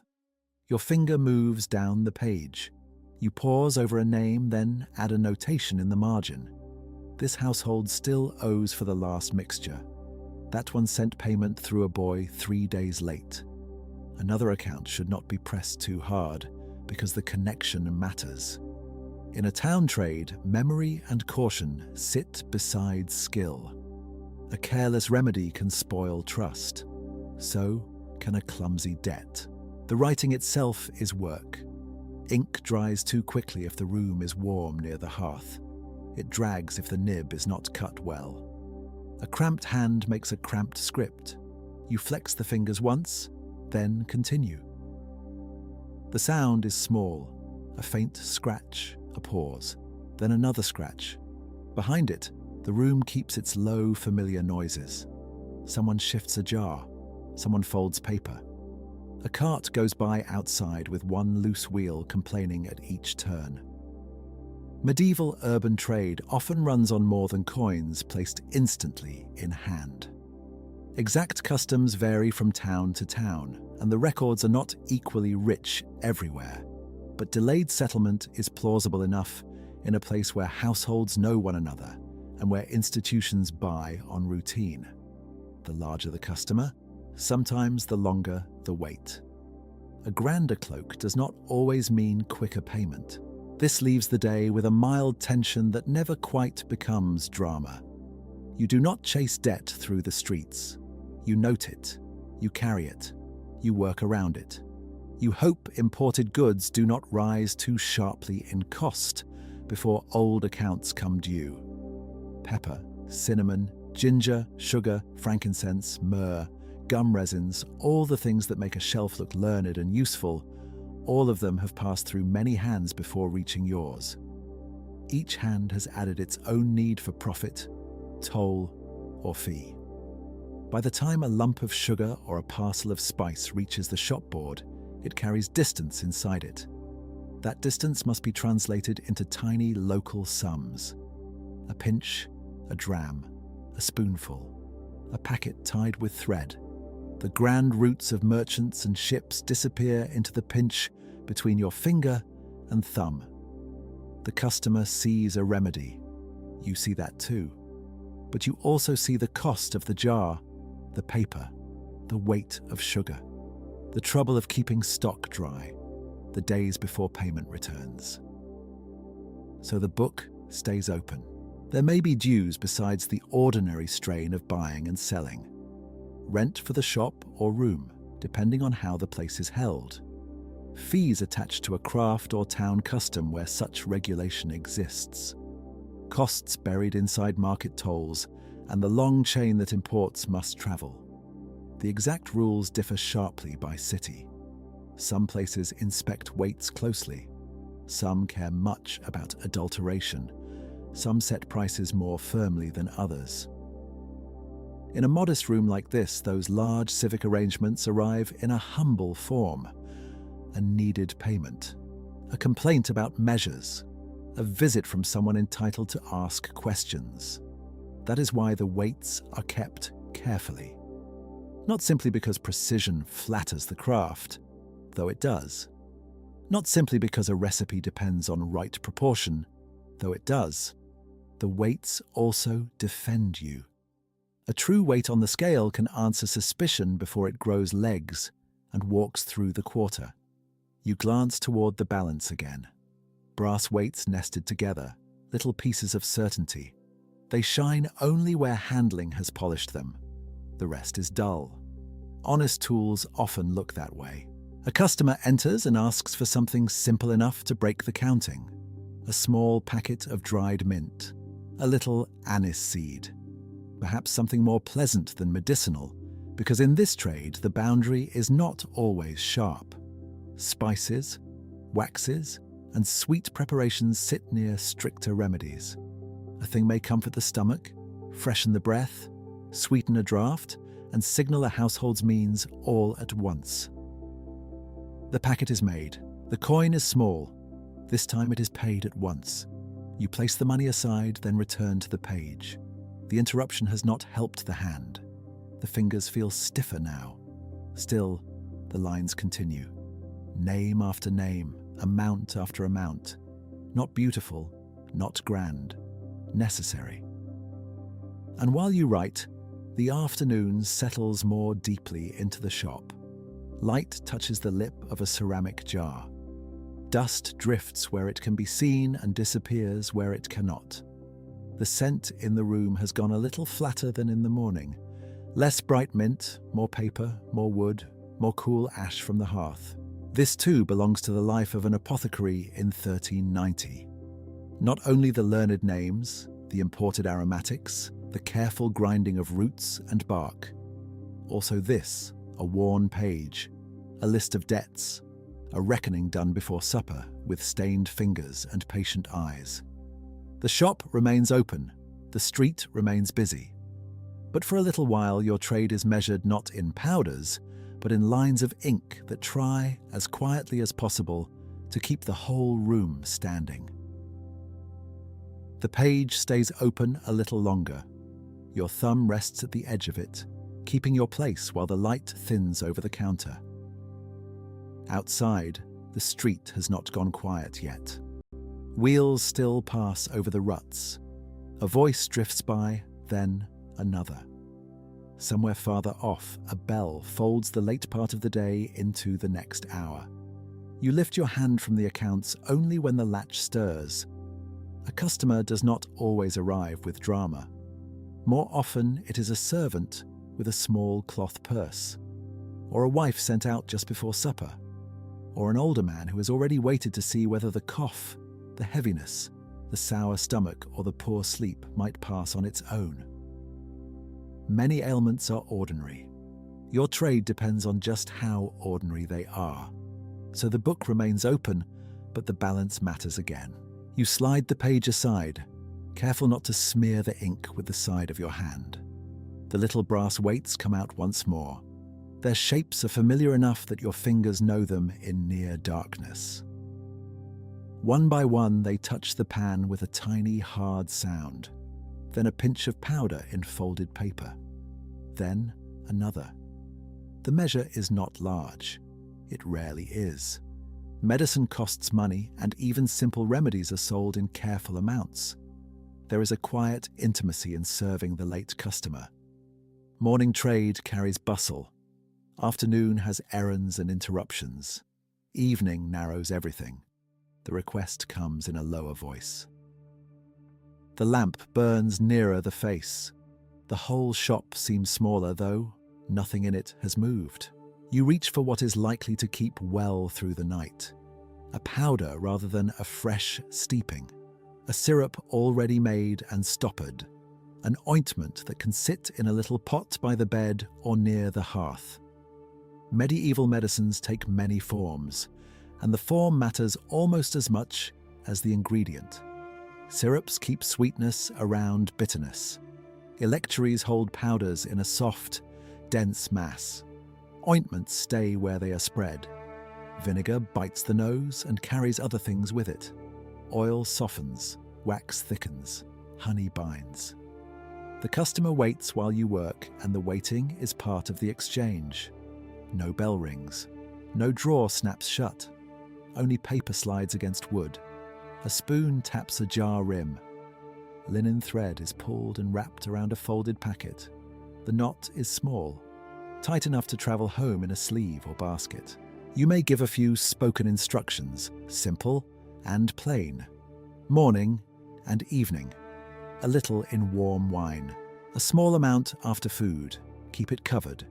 Do not leave it by the damp wall. Such guidance belongs to the work, though in many towns the broader business of diagnosis lies more with physicians than with you. Still, the customer asks questions, and your answer lives in habit, in memory, in what the trade expects, and in what repeated requests have taught your ear. Sometimes the request is not only for healing, but for prevention, or at least comfort. Something pleasant to sweeten a foul room. A rosewater, a bundle of dried herbs, a resin or aromatic matter to improve the air, because smell and health are not far apart in the minds of many people around you. Long after plague years have passed, the fear of bad air lingers in town life. Closed rooms, drains, stables, damp corners, crowded lanes. People notice what they breathe. They come to your counter hoping that fragrance can do a little more than please. And sometimes, of course, they buy things that sit at the border between remedy and luxury. Sugar itself, costly but useful. A spice that can flavor food and also join a preparation. A conserve that tastes almost too agreeable to be called medicine. In a shop like this, the line between household provisioning and physic is often thin. A wealthy house may want imported things for both reasons at once. You take the coin if there is coin. If there is not, You may hear the familiar words that tie another purchase to a household name already known in the ledger. Credit is harder to trace with certainty from place to place. Yet, in any town built on repeated dealings, trust and delay often stand beside silver. So the account book may open once more. Not with pleasure exactly, simply with necessity. A fresh line goes down, a mark for the item, a name. Perhaps the servant cannot write it and only speaks it. Perhaps the household has bought before, enough times that you need no asking. Ink gathers at the nib, then thins. The page accepts one more debt without complaint. The room must hold itself together by these promises until they become payment. At moments like this, the apothecary's trade feels suspended between the shelf and the page, between the jar that must not be damp and the customer who must not be lost, between the known weight in the pan and the unknown date when a debt will come right. It is not romantic work, it is close work. Trade measured in grains, reputation measured in patience. The apprentice, if there is one in the household tonight, grows quieter now. Daylight tasks are easier to teach. Evening asks for steadier hands and less chatter. A younger helper might fold paper, fetch a jar, trim a wick, or hold the lamp while you read a label faded by many touchings. Apprenticeship in this trade is not only learning names from books, it is learning how not to spill, how not to waste, how not to confuse one dried leaf with another in weak light. It is learning that clean containers matter, that false weights ruin trust, that a shop can lose money very slowly through carelessness so small it almost looks like nothing. You know this because the hour itself reveals small failures. A stopper that was not seated well, a packet corner left untied, powder dust caught where the board should have been wiped clean, the scent of mint gone stale in an open jar, damp creeping into a bundle of something that ought to have remained crisp. Evening is when these little truths show themselves. Morning forgives. Evening tells on you. So while the customer counts coins or while the servant turns to go, your eyes move over the nearest shelves again. Ceramic jars, wooden boxes, leather pouches. The labels are not all handsome. Some are darkened at the edge. Some are newer than others. Better supplied shops might own fine Albarellian glass vessels. A humbler place keeps what it can soundly keep. What matters most is not display alone, but safety from soot, damp, insects, and confusion. The door closes. The street presses in for a moment through the crack, and then recedes. You stand still and listen to the latch settle. Another customer may come, or not. The light lowers by such small degrees that the room seems to notice before you do. The account page waits. The weights lie ready beside it. The shop is still open, though only just. And in that narrowing strip of evening, your work goes on as it has all day. Measured, scented, repetitive, and very quietly necessary. The account page waits beside the weights, and little by little it becomes clear that no one else is coming tonight. The sound of the street has thinned. Wheels still pass now and then over the uneven way outside, and somewhere farther off a voice lifts, then drops again. But near your door there is mostly the small quiet of an ordinary town settling itself. You do not close at once. A shop like this learns patience. A late knock can still come from a servant sent after supper, or from a neighbour who has remembered a syrup, a plaster, a little packet of mint or fennel, something modest and needed before morning. So you keep the shutter open a little longer and stand in the mixed smell of resin, old wood, vinegar, wax, and the dry bitterness left behind by powdered roots. At last your hand goes to the board outside. The shutter comes inward with a wooden scrape. The last of the evening light narrows, then disappears. The room changes at once. What had been a shop facing the street becomes a workroom again. Lamp glow reaches only the near surfaces, the bench edge, the lip of a jar, the folded cloth beside the mortar, the pale page with its dark lines of ink. You set the latch. Then you stand still for a breath, listening as though the room itself were taking count. Fire, light, glass, paper, herbs, oil. All the small things that can spoil, spill, crack, smolder, or be forgotten if a tired mind moves too quickly. So the closing begins in the plainest way. You move the weights first. They are easy to mislay and too important to trust to mourning. Each little piece goes back into its box or pouch, nested where it belongs. Their use has filled the whole day. A pinch too much, a dram too little, and trust begins to wear away. Town rules on such matters differ from place to place, and not every city watches with the same sharp eye, but any apothecary knows that false measure can ruin a name even before an official notices. You touch each weight with the same tired care you gave it at noon. Then the scales. The pans are brushed clean with a cloth, not polished to brightness, only freed from the dust of what has passed through them. Ground fennel, a little ginger, a bitter scrap of dried bark. Some residue always remains, and that is why the cloth matters. You do not want one medicine wandering by accident into another.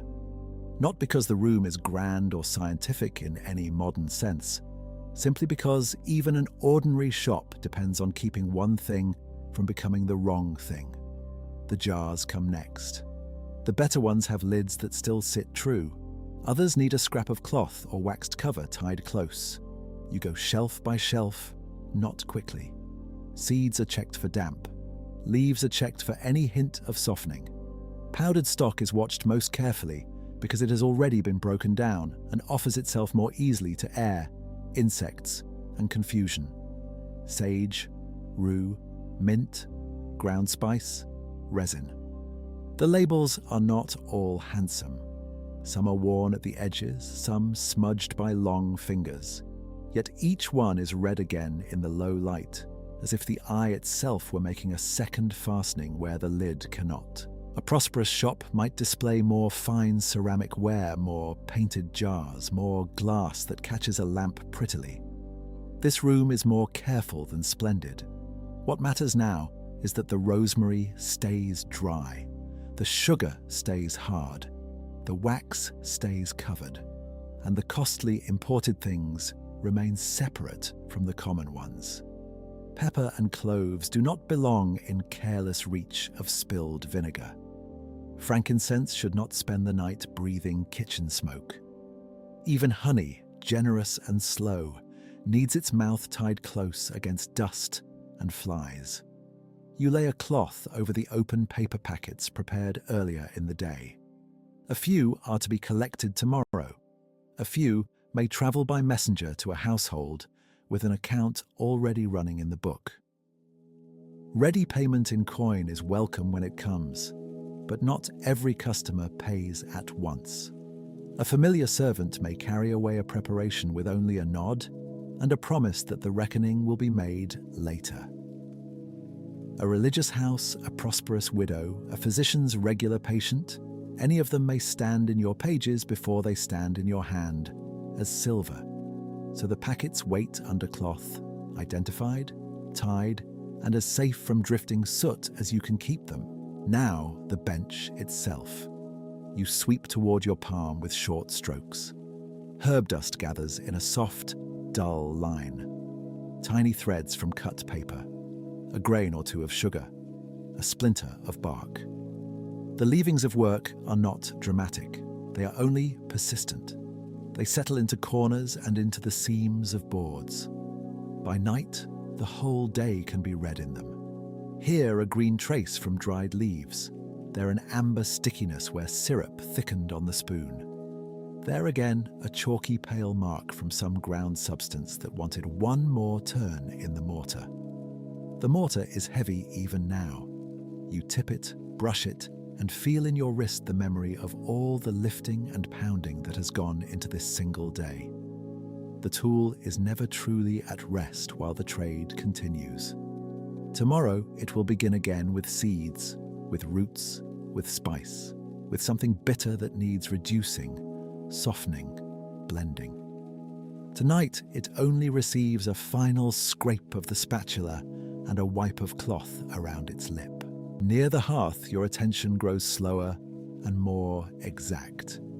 Fire is never exciting here. It is simply one more thing that must be kept within limits. The little heat used for oils, waxes, or syrups cannot be left to its own mind among dry boards, hanging bundles, and paper wrappings. So you bank what should be banked and quench what should be quenched. Ash is drawn over the glow. A pot is lifted back from danger. You check twice, not because anything terrible has nearly happened, but because this room is made of ordinary materials, and ordinary materials burn.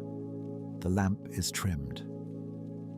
Its smell of oil joins the sweeter breath of wax and the stale softness of old smoke in the rafters.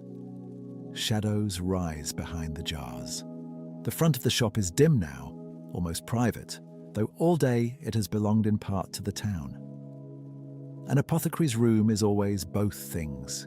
It is household and workplace, study and counter, storage and conversation. Remedies are sold here, but also trust, habit, memory, and the steady comfort of finding familiar containers where they were yesterday. Before leaving the bench, you look once more at the book. The ink has dried. The names stay where they are until morning. Nothing more can be coaxed from them tonight. A few lines of debt remain uncertain. A few sales were too small to ease the larger burdens of rent, stock, and all the invisible costs tucked inside imported wares that have already changed hands many times before reaching your shelf. Still, the page is orderly enough. That is often the best ending the day can offer. So the room grows simpler by degrees. Covered, latched, brushed, banked, counted. The smells settle low. The dust stops moving. Outside, the town continues with supper, prayer, gossip, and sleep. But inside the shop, the work has at last narrowed to this quiet, final mercy. Nothing more to grind, nothing more to weigh, nothing more to explain before bed. Only the last look over jars and papers, and then the soft relief of leaving them in their places until morning returns. Only when the shutters are fast and the fire is banked low do you finally turn away from the counter for good. The workroom remains below, dim behind its boards and latches, still carrying the day's breath of vinegar, bruised mint, warm wax, and bitter root dust. You leave it to itself now. Jars in rows, weights together, paper packets dry and tied, account page closed. The shop has not exactly gone silent. Old buildings rarely do. Timber settles. A coal shifts in the ash. Somewhere inside a chest, a little dry thing slides against another when the wood cools. But the labor is finished enough for night. A narrow stair, or sometimes only a ladder-like stair, leads upward to the rooms where sleeping and eating happen. In many townhouses, trade and household live one above the other in this plain, practical way. Customers know the lower room, family knows the upper one. Yet the smell of the shop travels. It catches in sleeves and boards and stored cloth. Even away from the counter, the day follows you as a faint thread of rosemary, lamp smoke, resin, and sugar. The supper left for this hour is simple: bread, perhaps a little cheese, pottage if any remains warm in the pot, onion or leek, small ale, weak enough for the evening. Nothing here feels rich, though a few costly things pass through your hands by day. That is one of the quieter truths of the trade. A person may weigh cinnamon and sugar for another household and still eat coarse bread at home. Imported sweetness belongs first to remedies, to customers, to stock that must not be nibbled away. The shelf can look prosperous while the table stays modest. You sit where the light is best, though at this hour there is hardly any choice. Candle if the house can spare it. More often the lower, greasier glow of a small lamp. Faces soften in that kind of light. Edges of bowls and benches go dim. The day does not invite talk so much as it allows a few tired words. Someone asks whether more paper must be bought soon. Someone mentions that the herb bundle near the rafters has gone too brittle and should be used first tomorrow. If there is an apprentice in the household, he eats quickly, shoulders rounded, already half asleep. If family members help in the shop, even informally, they know the same dust, the same carrying and sweeping and waiting at the counter. The work belongs to more than one pair of hands, even if the records name only one master. Much of that family labor is hard to see clearly in surviving records. The page usually favors debts, rents, contracts, inspections, and the names of men who can be charged with them. But a real room at night is fuller than a ledger. There are sleeves to shake clean, cloths to rinse, bowls to stack, a reminder that one jar is running low. A brief glance at tomorrow's errands. More oil needed, more linen thread, more honey if the merchant's price is not too sharp. The trade reaches into the evening even after the counter has shut, though now it does so in a softer voice. The body notices the day only once it stops moving through it. Your forearms feel the mortar then. Your shoulders feel every lift from chest and shelf. Fine dust has settled in the creases of the skin. Under the nails, a grey-brown line remains from bark or seed. The nose, which ignored the room while busy, begins sorting the smells one by one, now that there is no longer anything to answer. Dry sage, fennel, old wood, lamp oil. The sweet heaviness of syrup cooked earlier.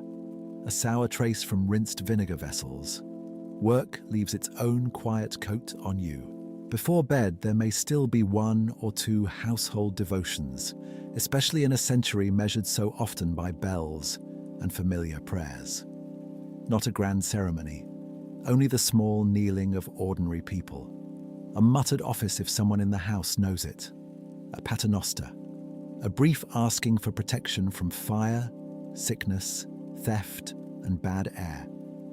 These are not distant fears for a household built over stock that can spoil, burn, or vanish.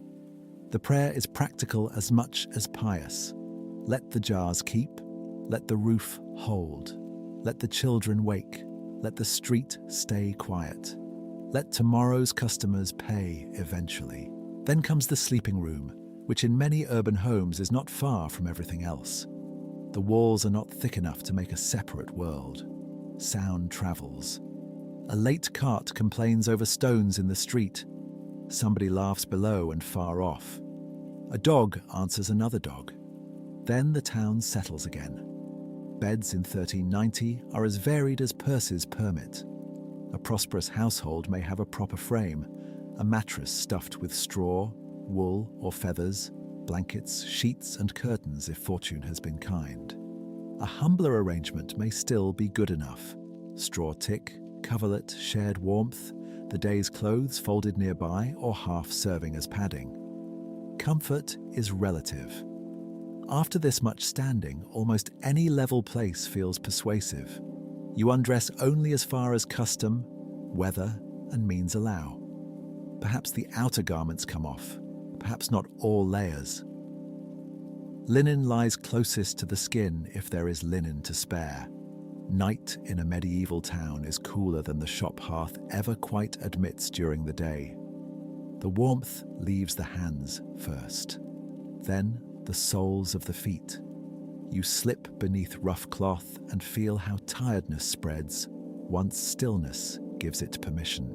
Even here, the trade remains close. A physician and an apothecary were not the same thing in many towns by this time, yet illness does not honor neat boundaries or shop hours. If a known customer grew suddenly worse, A knocking might come late.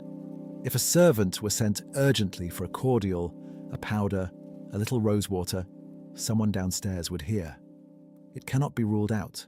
Shops and homes mix too closely for perfect separation.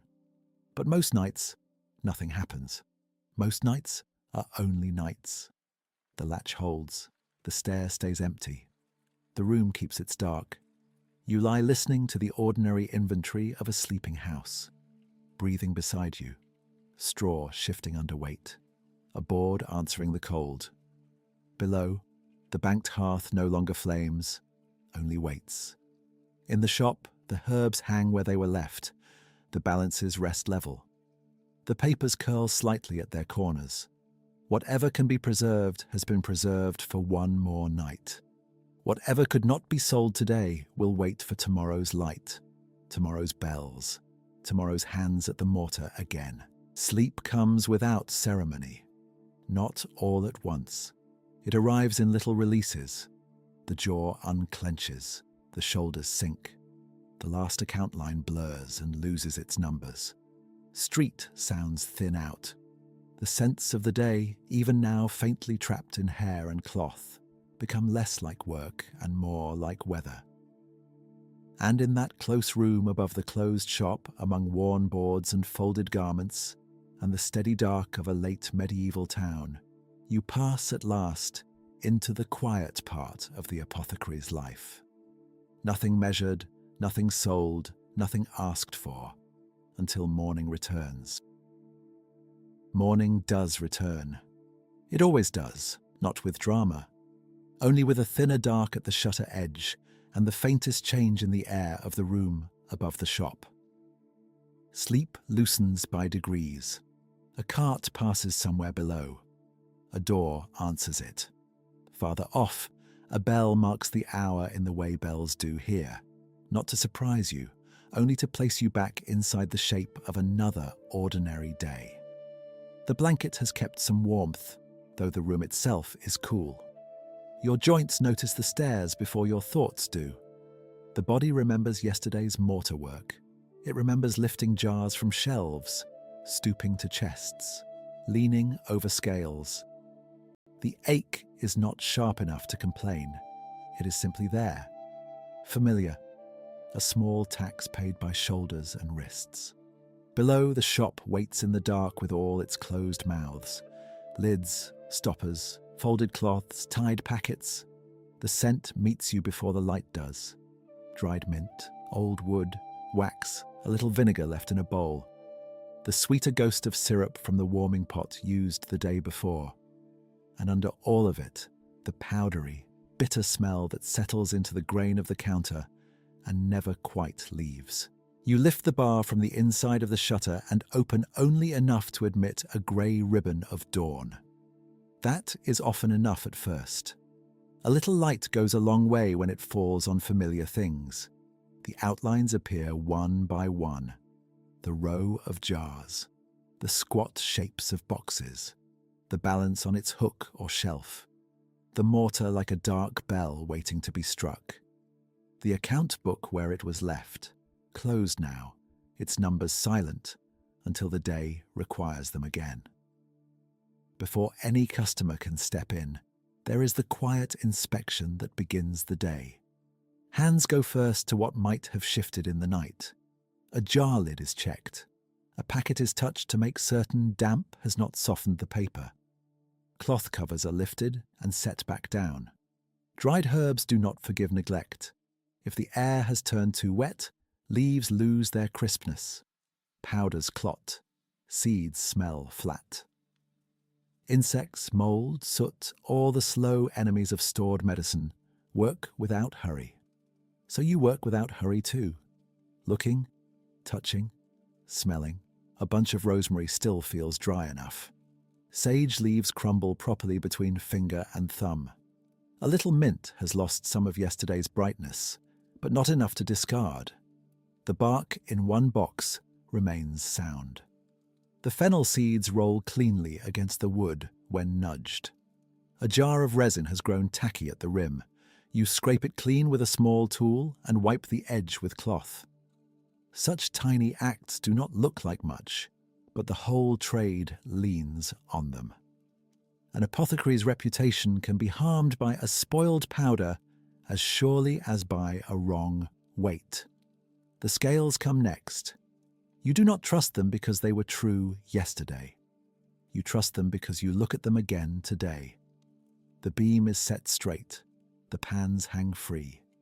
The nested weights are counted with the eyes and then with the fingertips, each little piece cool and dense, each one part of the quiet promise that what is sold here will be sold honestly. In many towns, men in office care about such things. Customers care too. A household servant sent with a coin or a promise of later payment may not know the books of Galen or the names of Arabic authorities copied into Latin manuscripts, but they know when a measure feels mean. The hearth is only half asleep. Yesterday's banked embers have preserved a little life under ash. You kneel and coax them with patience rather than force. A pinch of dry kindling, a careful breath, another small piece. Flame arrives in the modest way that most useful things arrive. Not suddenly, not grandly. It takes hold low and red, then a little gold begins to show. Soon there is enough heat to warm the room's nearest air, and enough comfort to make the counter seem less cold beneath the palms. Water must be fetched or checked, depending on what was carried up and stored the evening before. Cleanliness in this place is never perfect by modern hopes, and yet it matters. Bowls, strainers, pestles, spoons, and cloths cannot simply remain as they are. The work asks for rinsing, drying, wiping, and setting in order. A cloth used to strain one infusion cannot be left sour and folded for the next. A spoon sticky with honey will call dust to itself if forgotten. You straighten these little dangers before they become real untidiness. Then the bench begins to look ready for hands again. Paper is cut or sorted for packets. Twine or linen thread is laid where it can be reached without searching. A scoop is placed beside a jar of common herb. The mortar is turned so its cleanest side faces the light. This is the kind of order that saves minutes all day long. Not elegant order. Working order. The order of knowing where the spoon lies when a customer is waiting. In a larger or richer shop, there might be more helpers awake at this hour, more voices, more footsteps, more divisions of labor. In a modest town setting, that could vary a great deal. Often the household itself carries the day forward. Master, apprentice, servant, wife, child, old enough to fetch water or hold the door or fold paper.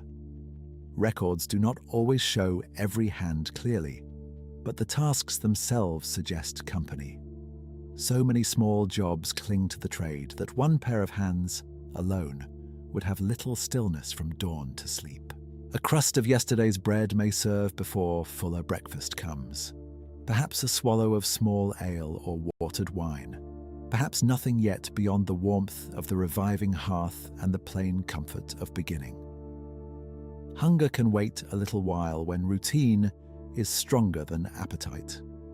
The town is waking in layers outside. A wheel on stone, a voice in the lane, a cockerel insisting on its own importance. Bells again carrying over roof tiles and damp air. You open the shutter wider now. The street appears in pieces, a strip of wall opposite, a patch of pale sky, the passing hem of someone's cloak. Light enters the jars and wakes dull glints along glazed ceramic and glass. Labels, where they exist, become readable. Dust too becomes visible, which is one of morning's less generous gifts. You brush a little from the counter and from the lip of a chest. The shop should look honest when the first face appears at the opening. There is no need to hurry toward that face. It will come when it comes. A servant with a physician's note, a neighbor with a cough, a clerk wanting rosewater or wax, someone hoping for a powder bitter enough to seem effective, someone wanting a syrup sweet enough to carry what bitterness it must. Until then, the room belongs to these small preparations: the checked lid, the balanced scale, the awakened ember, the folded paper, the dry leaf that still breaks cleanly between your fingers. And so the day begins again where the last one ended, not with novelty, but with arrangement, with care, with repetition, with the quiet hope that the jars remain sound, the measures remain true, and the hands remain steady long enough to do what the town will ask of them once more. Soon enough, the day narrows from remedies to obligations. The morning trade has thinned. The pestle rests on its side. A little herb dust still lies in the grain of the bench, pale green in one place, brown in another. From outside comes the sound that divides so many tasks without asking anyone's permission. A bell, not a mechanical clock, not a numbered hour, only the familiar claim of the church over the middle of the day. You do not hurry. Most work in this shop is done without haste, and this part of the day is no different. A folded paper is set aside. The scales are checked once more and covered, not because anyone is likely to steal the weights in the next short while, but because neatness is easier than regret. A spoon goes back into its jar. The small knife used for trimming wax and cutting packet cord is wiped and laid flat. The room settles into that temporary stillness known to working places everywhere, when labor has not ended, only paused. There is often some tie between a shop like this and the church nearby, even if the exact shape of that tie changes from town to town. A clerk may come in for wax. A sacristan may need incense-like resins, oil or rosewater. A priest may send for something gentle for an elderly canon's stomach, or for a syrup thought to comfort a cough that lingers through damp weather. Not every town keeps the same customs, and not every apothecary serves the same religious house, but the path between medicinal shop and church door would not feel strange. In a town of 1390, those worlds stand close to one another, so you gather what has already been promised: a small wrapped portion of resin, a little wax, perhaps a flask stoppered well enough to survive the walk across uneven stones. These are quiet goods. They do not announce themselves. Even the more fragrant ones remain patient until warmed by fingers or by flame. Frankincense, if it is there, carries its dry sweetness. Myrrh sits darker and more bitter. Rosewater keeps its softness inside glass or glazed pottery. All of them are part medicine, part household supply, part devotion, depending on who is buying and why. The account book comes out again. Its pages are not dramatic things. They are spotted, handled, ordinary. Here a household owes for sugar and syrup. There a physician's servant has collected powders to be settled later. And here the church or a cleric may stand among the names, not always paying in the same quick, clean way that a stranger with coins might prefer. Credit is difficult to measure from place to place, and records do not always tell us how often small debts lingered. Still, in many urban trades, delayed payment is plausible enough. Trust, inconvenience, social standing, and simple habit all leave their marks in ink. You wet the tip of the pen. You note the item. You note the quantity. You note, if needed, that payment remains to come. This is part of the trade as surely as grinding mint or straining warmed syrup through cloth. Medicine in a late medieval town is not only scent and powder and useful bitterness. It is also names, sums, small promises waiting to be remembered. If the errand is yours, the street outside feels different after the close smell of the shop. The air moves more freely, even when it is dull with mist or kitchen smoke. Your hands still carry the mixed scent of dried herbs, resin, wax, and paper. The church is not far. In a town made for walking, most distances are measured by habit rather than effort. You pass doorways, mud, Perhaps a dog asleep in a patch of sun. Perhaps a woman shaking crumbs from a cloth. Perhaps a boy carrying a bucket with more noise than water. Nothing in the street appears arranged for history. It is only another part of the day. At the church door, duties remain plain. Goods are handed over. A few words pass. There may be mention of a brother with a chest complaint, or a servant from a nearby house who will come later for more rosewater, or the need for wax before an approaching feast. The church marks time, but it also generates errands. Candles burn down, incense is consumed. People within cloister and parish grow old, grow cold, grow hoarse, grow constipated, grow sleepless, and send quietly for help like everyone else. You may linger only a moment in that cooler space of stone and dimness. The shift in smell is immediate. Less vinegar, less dried sage, more old damp, old wood, old smoke. Wax faintly sweetens the air. A lamp trembles, footsteps soften against the floor. It is easy to see why remedies and religions so often live near one another in medieval towns. Both deal in things that cannot be weighed perfectly: comfort, hope, discipline, care. Yet your own task remains practical. Corks must hold, weights must be true, jars must stay dry. Back at the shop, the return is as important as the going. Work resumes not with any grand fresh start, but with simple re-entry. The shutter lets in the same light as before. The bench still bears its dust. The covered scales wait exactly where they were left. If an apprentice or family member has watched the front in your absence, a question may be waiting. If not, the room simply accepts you again. There may be another church-related request before evening.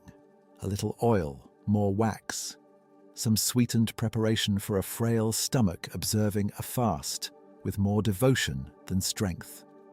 Religious houses, parish clergy, and lay households all move through the same town economy, though each carries its own purse and pace. An apothecary stands among them in a modest but useful place, not grand enough to command the day, not low enough to be ignored. So this middle stretch passes in the soft company of bells, ink, and obligations. Not prayer exactly, though prayer sounds nearby. Not medicine alone, though medicine waits on every shelf. Just the patient work of belonging to a town where care is divided among many hands. A physician may advise, a priest may console, a household may nurse. And here, in this shop smelling of paper, herbs and warmed resin, you prepare the small material things they ask for, write them down, and set them gently into the stream of ordinary use. By the time the bell sounds again, the church has folded back into the background of the day. Its tower still stands above the roofs. Its hours still pass over the street. But on your bench, the next task is already close at hand. Another packet to tie, another jar to open, another measured portion to send out into the town, quiet as dust. Another packet to tie, another jar to open, another measured portion to send out into the town, quiet as dust. By now the afternoon has thinned. The sharper stir of trade has passed. What remains is the long, plain tale of the day, when work becomes slower, but not lighter. You feel it first in your shoulders. They have been lifting and reaching since morning.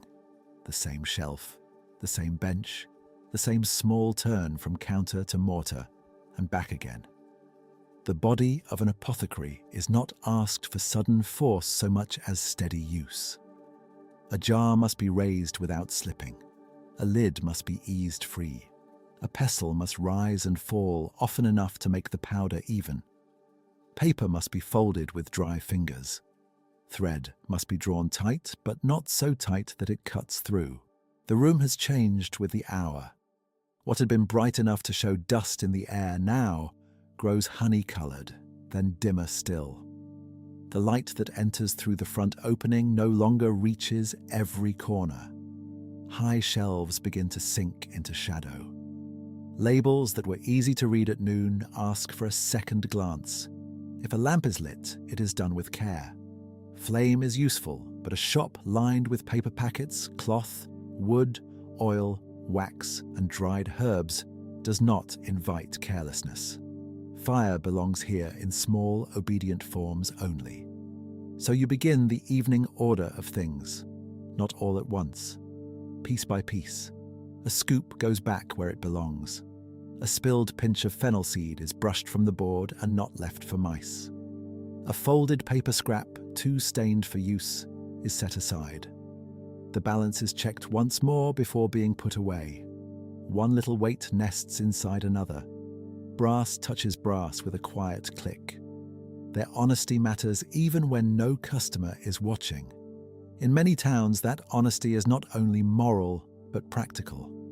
A false weight can cost trust, and trust is slower to replace than a cracked jar. There may still be 1 or 2 late knocks. A servant sent at the end of the day. A neighbor wanting rosewater, vinegar, or some simpler dried herb for the house. A request for wax, perhaps, or spice costly enough to be asked for in a low voice. The late customer often comes tired and with less patience than the morning one. Supper waits somewhere else.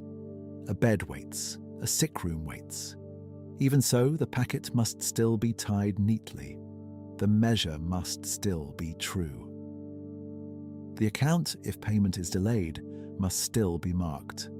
Credit hangs over many urban dealings like a thin second ledger. Coin changes hands when it can. At other times, a name is enough for the day. A household known to you may settle later. A cleric may have a running account. A physician may send custom often enough that the line between present sale and future payment grows soft around the edges. Exact habits differ from town to town, and records do not show every small bargain. Still, it is easy to imagine how often trust must stand in place of silver until the next market day, the next rent day, the next season of easier money. On the bench, unfinished things wait for tomorrow. A root not yet fully sliced. A pot that has cooled and can now be covered. A recipe note tucked beneath a weight so it does not curl. This too is part of the trade. Not every task is completed cleanly before dark. Some materials ask to rest. Some mixtures improve by standing. Some work is simply left because the hands have had enough and the light has grown poor. You move along the shelves with a last look. Dried leaves must remain dry. Seeds must remain sealed. Sugar, so dear and so useful, must be kept safe from damp and from casual fingers. Resins must not gather soot. Cloth strainers should be shaken and set to dry if they have been washed. The jars themselves form a kind of evening company. Ceramic bodies, corks or stoppers. Bits of parchment or inked marks naming what lies within. In a better supplied shop, there may be handsome vessels enough to suggest abundance. In a more modest place, there is still the same need for order, whatever the jar looks like. Below all this careful placing is the simple fact that ingredients are perishable in their own ways. Herbs fade, powders clump, oils turn, mice chew. Damp creeps in where nobody invited it. Insects find seams in sacks and lids in summer. Soot settles where fires burn too freely. Nothing in the shop keeps itself. The whole room asks to be watched, and watching is its own kind of labor. The floor receives attention next. A broom passes over the boards, not to make them shine, only to keep the worst of the dust, stems, paper bits, and tracked street dirt from settling into a permanent layer. The smell that rises during sweeping is not one smell, but many loosened together. Mint and old straw, rosemary and dry bark, a trace of vinegar, a little lamp smoke, perhaps warm wax from some earlier melting, perhaps honey dried where a spoon was careless. It is the smell of a place where medicine is made by hand, in small portions, all day long. Outside, the town is entering its own evening habits. Shutters close. Footsteps shorten as people go home. A bell may carry over the roofs and stone, not loud here inside, only familiar. The shop does not stand apart from those sounds. It is tucked into them. Your day has been shaped by the same hours as everyone else's, even if your hands have spent them among powders and syrups instead of leather, or loaves or cloth. At last the front is secured. Shutters pulled in.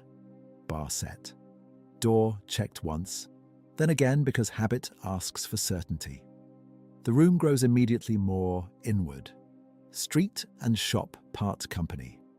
What remains is dimmer, stiller, and closer. The bench no longer belongs to customers. The counter no longer waits for voices. Objects settle back into themselves. If there is an apprentice or household helper, this is the hour of the last quiet shared tasks. A cloth folded, a pot moved off the warmth, water brought for the morning. If not, then the motions are yours alone. Slower now, almost automatic. The final ember at the hearth is banked or watched. Enough safety for the night, enough readiness for dawn. And when nothing more can be improved by keeping at it, you stop. The account book closes. The spoon is laid down. The last loose seed is no longer worth chasing across the board. Evening has taken the room. In the darkening shop of a medieval apothecary, closure is never dramatic. It is only a series of little endings.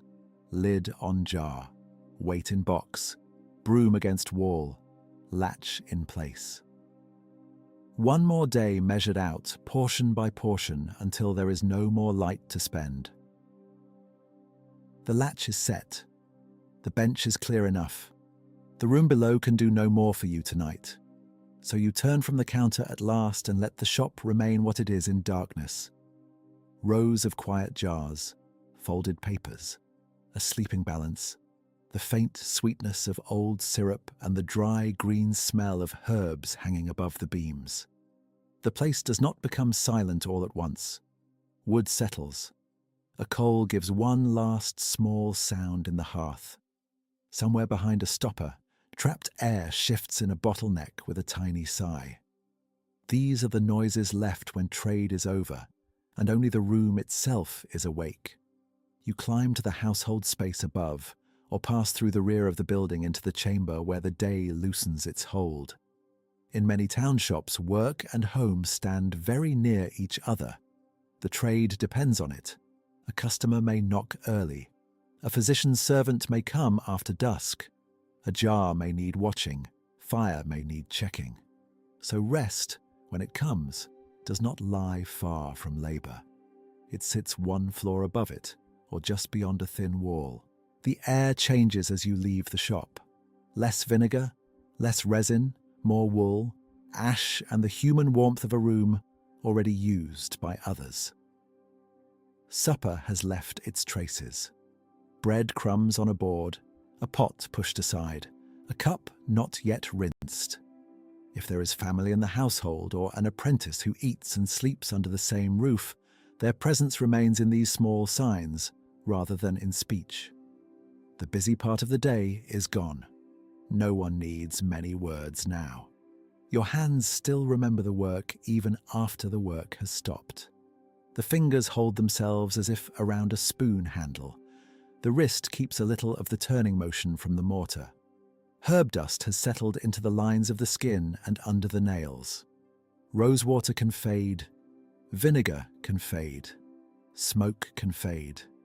But powdered root and crushed seed seem to stay with you longer, as if the day wants one last place to cling.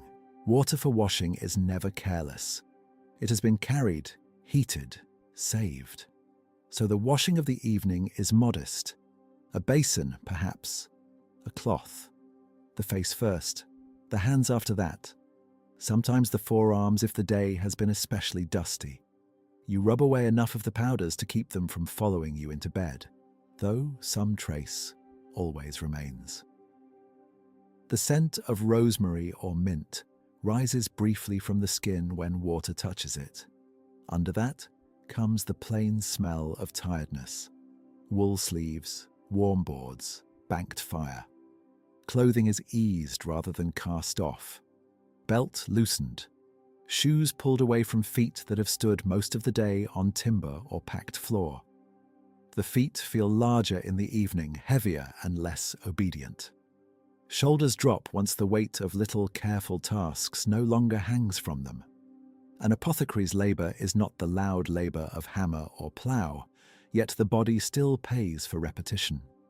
Lifting jars, stooping to chests, grinding at the mortar, leaning to read, tying packets, reaching for shelves again and again until the neck grows stiff and the lower back grows dull. If there are accounts still unsettled in your head, they drift through now more softly than they did below. Not the sharp worry of a missed measure, only the residue, how much sugar remains, whether more fennel should be bought when the next merchant train arrives, which household still owes payment, whether damp reached the lower box of dried mint, whether the physician's note was copied clearly enough. These thoughts do not arrive as drama. They pass as ordinary household weather, brief, repeated, familiar. Sometimes another pair of hands in the house has done part of the evening's work already. A younger helper may have shaken out a cloth, put away a spoon, fetched more water, or spread straw in the sleeping place. Family labour around shops often hides in the records, but in life it would have been hard to miss. A trade like this does not end exactly at the threshold of the workbench.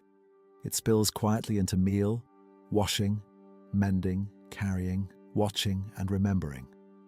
Someone notices when lamp oil runs low. Someone hears the late knock. Someone says the roof dripped near the back chest. Even silence is shared. The light now is small. Candle if it can be spared. More likely the careful use of embers and one dim flame. Good light costs. Wax costs more than many households would wish to spend on wakefulness that serves no trade. So night encourages simplicity. A final glance at a page, perhaps, if the writing must be checked. More often, no reading at all. Manuscript recipes and learned authorities matter deeply in this trade, but at this hour the eye grows blunt and the room grows brown around the edges. The knowledge can wait until dawn. Tonight, memory is enough. Bedding is plain. A mattress of some sort, stuffed with straw, chaff, feathers or wool depending on means. Blankets if the household has them. Linen nearest the skin if fortune allows. Coarser cloth if it does not. The bed may be shared. It may stand in a room that also stores trunks, cloth, and household goods. Medieval sleep is not arranged for privacy in the modern sense. It is arranged for warmth, safety, and the practical use of space. When you finally lower yourself onto it, the body takes a little time to believe the standing is done. Knees still feel the day.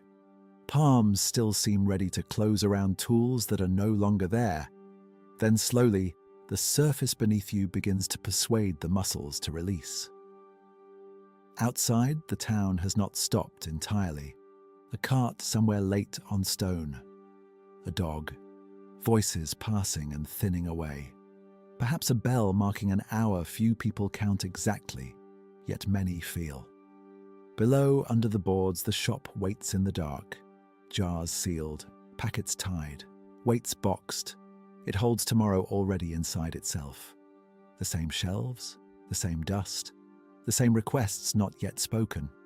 But those belong to morning. For now, there is only this narrow, ordinary distance between labour and sleep. The body warm at last. The hands mostly clean. The smell of herbs reduced to a faint shadow in cloth and hair. You lie still while the day unfastens one small knot after another. No great reflection comes. No lesson rises out of the dark. Only tiredness, honest and complete. And in the home of a medieval apothecary, that is enough. Enough bread eaten, enough jars closed, enough sums remembered for one night. The town settles. The room settles.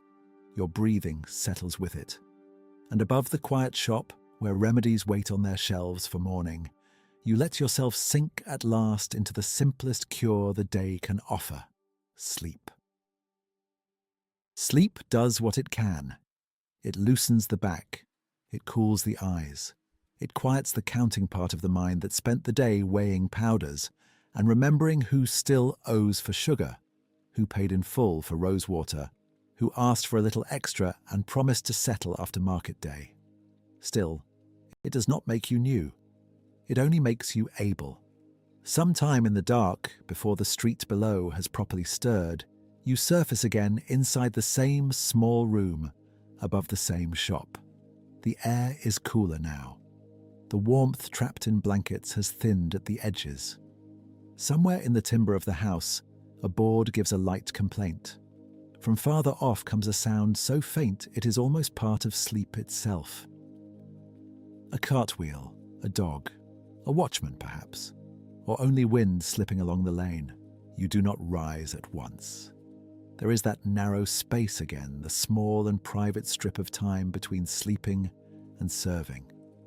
Your hands rest on the blanket, no longer busy. In the dark, they feel heavier than they look by daylight. These are not knightly hands, not scholarly hands turned only by pages. They are workroom hands. The skin remembers cold jars, rough twine, damp cloth, polished wood, worn smooth at the edge of the bench. The fingers remember the shape of the spoon, the neck of the flask, the round lip of the mortar. Even at rest, they keep the memory of holding. Beside you, the household has its own breathing. If there is family near or an apprentice rolled into sleep under a coarse coverlet, each person gives off a different quiet rhythm. The room is shared, as so many medieval rooms are shared. Privacy is thin. Warmth is collective. Silence is never complete. Yet at this hour, it is close enough. The smell of the shop has climbed the boards again during the night. Not the sharpest smells. Those stayed below with the open vessels and the benchwork. What reaches you here is softer. A little dried mint, old wood, ash, wax. Perhaps a sweet trace of honey or sugar caught in cloth. It is not unpleasant. It is simply what your life smells like. Another trade would rise into another air. Tanned leather, wet wool, malt, fish. Yours is herbs and paper, and the faint bitterness of things meant to mend the body. Outside, the town begins in slow pieces. No one announces the new day as if it were important. It comes the same way the last one ended, by small changes. Black window gaps turn grey. The cold at the floor becomes easier to notice. Somewhere a shutter moves. Somewhere someone below stairs coughs into the morning. Bells will tell the hour when they choose to, but the body often feels it first. You know what waits downstairs without needing to see it. The counter, the shelf of jars, the packets tied yesterday, the accounts closed but not finished, because they begin again as soon as the latch lifts. Dust settles while you sleep. So does damp if the weather is wrong. Mice think through wood in the night. A coal may have died too low. A cloth laid over a pot may need changing. Trade rests, but the materials never entirely do. Herbs continue drying if they are hung. Syrups continue thickening if left near warmth. Seeds continue attracting tiny, hungry things if badly stored. The work resumes because the materials keep existing, quiet and fussy, whether you are awake or not. For a moment, though, none of that asks anything. You lie still and listen to the house hold together around you.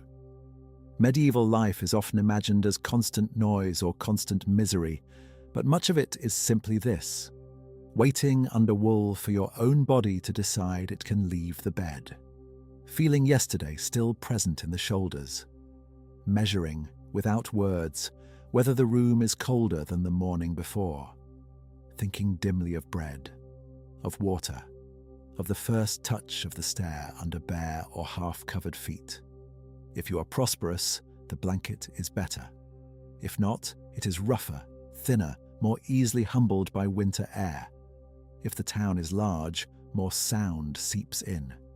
If smaller, perhaps a rooster carries farther than any cart. The details change from place to place, and the records do not always follow people this closely into bed and waking. That part must be handled gently, but the plain fact of repeated labor, of sleeping above or near work, of rising into a day already half prepared by habit, is solid enough. You turn slightly, and the straw or mattress stuffing gives a dry whisper under the weight. Your neck finds a cooler fold of cloth. The mind makes one soft pass over what the next hours may hold. A physician's servant at the door early. A woman wanting fennel or sage for a household complaint. A request for something sweetened enough that a child will swallow it. Another need for vinegar. Another careful weighing of imported spice that costs too much to spill. None of it is grand. All of it is necessary to someone. Down below, the remedies wait in their vessels with the patience of inanimate things. Ceramic jars do not hurry you. The balance does not hurry you. The pestle does not hurry you. The bench keeps its place in the dark. Even the account book, so capable of pricking the mind by daylight, is shut for another brief moment. This may be the gentlest truth of the trade. However many little demands fill the hours, the objects themselves are calm. Wood, clay, metal, cloth, dried leaf, seed, resin. They ask only to be handled properly. At last, the line between night and morning grows thin enough that remaining in bed becomes its own small effort. You draw a deeper breath. The air is cool in the chest. The room is still dim. The day has not begun in any official sense, not yet in bell, not yet in open shutters, not yet in the scrape of the shop stool on the floorboards. But it is there. It waits below your feet like water behind a door. So you rest for one more moment in that narrow, ordinary pause. Above the quiet apothecary shop, above the jars and balances and folded packets, the body gathers itself again. Not eager, not heroic, simply ready enough. And when you do rise, it will be to the same stairs, the same bench, the same layered smells, and the same useful labor that keeps a town going in small, measured portions, one more morning at a time. The boards under you hold the last of the night's coolness. For a few breaths more you lie still and listen to the small wooden house above the shop settle into morning. Then the blanket is pushed back. Your feet find the floor. The day begins in the same plain way it began yesterday, and the day before that. And in that sameness there is a kind of relief. You dress by touch more than sight. Linen first, wool after. Belt tightened. Laces pulled with finger that already remember work. There is no fresh brightness in the room. Dawn is only a thin grey seam around the shutter. Still, it is enough. The body does not ask whether it wishes to rise. It rises because there are jars below, and scales, and tied packets, and people who will come later asking for relief in spoonfuls and pinches. The stairs creak in the places they always creak. You go down one hand on the wall, one hand carrying the little lamp or candle stub, depending on what still remains from the night before. Wax, smoke, old herbs. The smell below reaches you before the room itself does. Not one smell, but many lying over each other. Bitter root dust sitting low and dry in the nose. Sweetness from honey and sugar. Vinegar sharp at the edge. Resin. Faint rosewater. Linen. Ash. At the bottom step, the shop is still half asleep. The counter is a darker shape against the wall. The bench behind it waits under yesterday's order. Mortar, pestle, scoop, folded paper, closed account book. jars standing in their rows with round shoulders and narrow mouths. Some pottery, some glass, some wood-lidded, each holding something that must stay itself for as long as possible in a damp and changeable world. Before any customer, before any bell that matters to trade, there is this first quiet inspection. You lift the shutter bar and let in a little morning. Not much, just enough to turn outlines into objects. Dust drifts in the slant of light. You stand for a moment and look, not dramatically, only carefully. Care is most of the work. One jar is touched and then another. You turn lids, you check cords.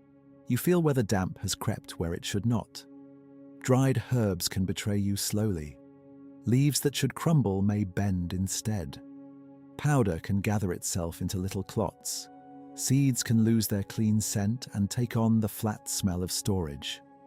Mold, if it comes, does not announce itself with any grandeur.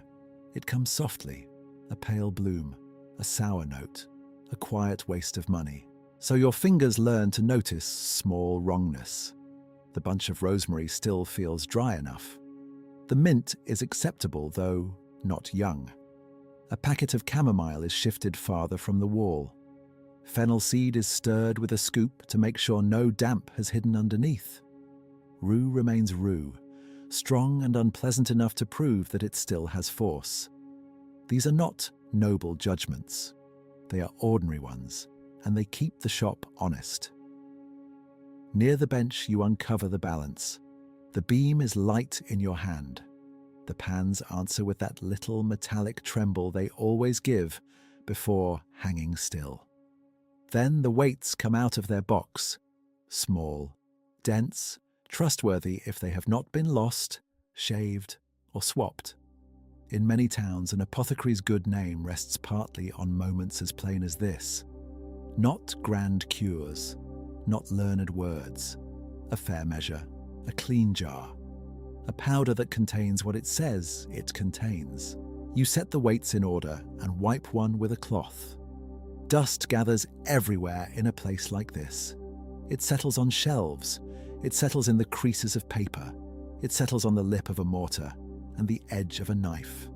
Some of it is harmless enough. Some of it is yesterday's medicine. Some of it is only the town itself drifting indoors in ash and street grit and cloth fibres from sleeves that brushed past the counter. So the bench is wiped. The pestle is checked for old paste dried along its neck. The mortar is turned toward the light to see whether anything remains in the bowl. A little remains, always. Something bitter from yesterday. Groundbark, perhaps, or a root prepared for a household that can afford only a modest amount. You scrape it out carefully. Waste is part of the trade, but never welcome. Expensive things become more expensive when they cling in streaks to tools. Imported spices, gums, sugar, resins, these have crossed too many hands and roads to be treated carelessly at the final bench. The hearth gets your attention next. Not a roaring fire. Never that in a room of wood, paper, cloth, oil, wax, and drying plants. The work asks for gentleness, more often than heat. A banked bed of ash may still hide life in it. You kneel, you stir it. A dim red answer appears from beneath the grey. Enough, a twist of kindling, a little breath, slow patience. The morning fire is coaxed, not conquered. When the flame begins again, it changes the room by very small degrees. Copper catches it first, then the edge of a spoon, then the glaze of a jar near the wall. The smell alters too.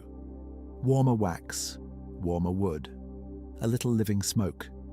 If syrup must be loosened later, or oil softened, or wax made tractable for an ointment, the fire will be ready.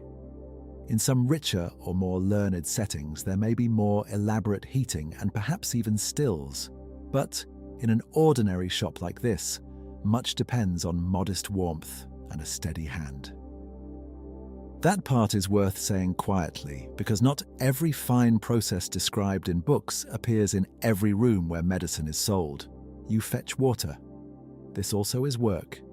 A basin filled, a cloth wrung out, hands rinsed, a cup left near the bench. Nothing in the shop stays clean by wishing. Containers must be kept sound. Cloths must be changed when they turn foul. Strainers must not carry yesterday's sharp vinegar into today's sweeter mixture unless the recipe asks it. Purity is not perfect in a medieval town. It cannot be. But there are degrees of care, and you live by them. By now, the room has gone from dim shape to usable place. The front counter no longer looks like a shadow. The labels where labels exist can be read without lifting each jar. The familiar manuscript page or recipe notes can be opened if needed, though much of the day's simpler labor already lives in memory and in habit. Apprenticeship teaches the hand as much as the eye.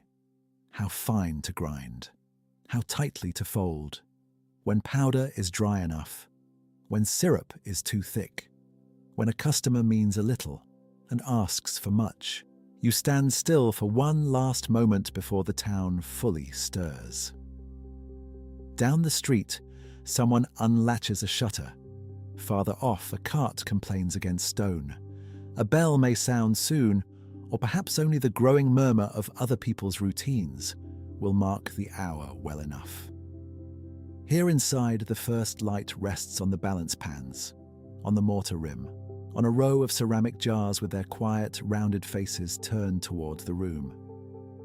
And you are with them again, in the same shop, among the same leaves, roots, sugars, oils, papers, and weights. Nothing has been solved forever. Nothing remains in order unless order is made again with your own hands. So you draw the bench closer. You set out the first paper squares. You place the mortar where your arm can easily reach it. The room is ready enough. You are ready enough.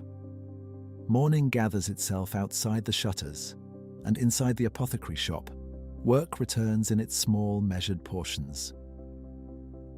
Morning gathers itself outside the shutters, and inside the apothecary shop, work returns in its small, measured portions. The first packets are folded. The first powder dust has settled on the bench. The mortar stands where you can reach it without thought. A spoon rests beside a jar of honey gone grainy at the rim. Near the scales, the nested brass weights wait in their little box, each one smooth from years of fingers, lifting and setting them down again. Then, another part of the shop asks for its turn. Not the leaves, not the roots, not the resin that sticks to the knife, the sums. You pull the account book towards the light. The binding has softened with use.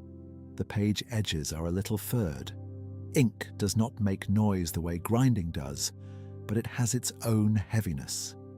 Debts sit quietly on a page. They do not smell of rosemary or vinegar. They do not show their trouble in the way a damp bundle of herbs does. Still, they matter. A shop full of remedies can be thin underneath if too many customers promise payment later, and too few remember promptly. In a town like this, not every sale ends in coin laid at once on the counter. Some do.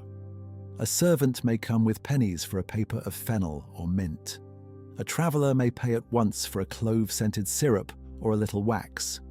But households known to the shop may take their goods against memory and trust, to be settled later when rent is gathered, when a husband returns, when a household steward brings silver, when the season turns gentle enough for money to move more freely. The practice is hard to pin down in the same way everywhere, and it likely differs from town to town. Still, the quiet fact remains that trust can sit in a ledger as surely as lavender can sit in a jar. So, you look down the lines.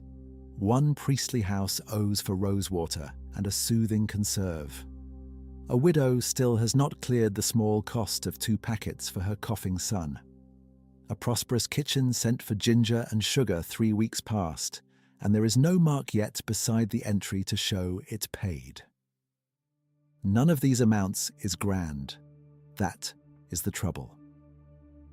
A shop is not usually hollowed by one giant absence. It is thinned by many small ones. You sharpen the quill a little with a knife. You blow away the scrap. A drop of ink darkens, then steadies at the tip. On another page there are expenses, and they feel different in the hand. Jars must be replaced when cracked. Paper must be bought or traded for. Cloth for straining wears out. Oil for lamps does not appear by mercy. Imported things come dearer than local ones. Sugar especially has a way of making any remedy feel more precious before it is even mixed. Cinnamon, cloves, frankincense, myrrh, gums and fine spices have all traveled farther than most townspeople ever will.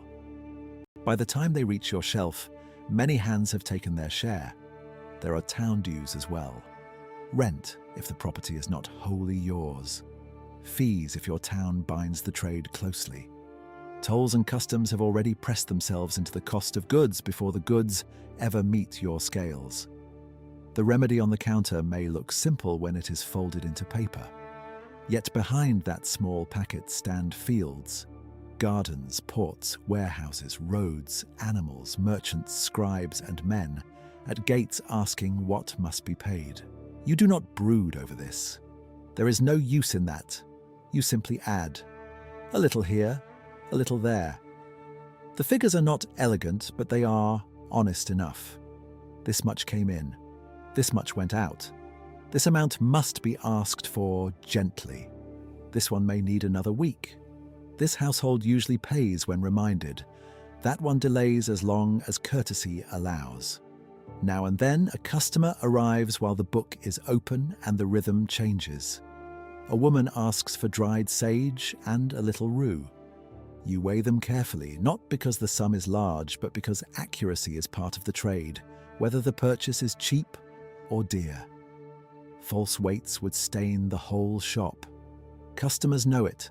Town officers know it. A good balance is a quiet promise made over and over with metal pans and small measured pieces. You fold the herbs into paper.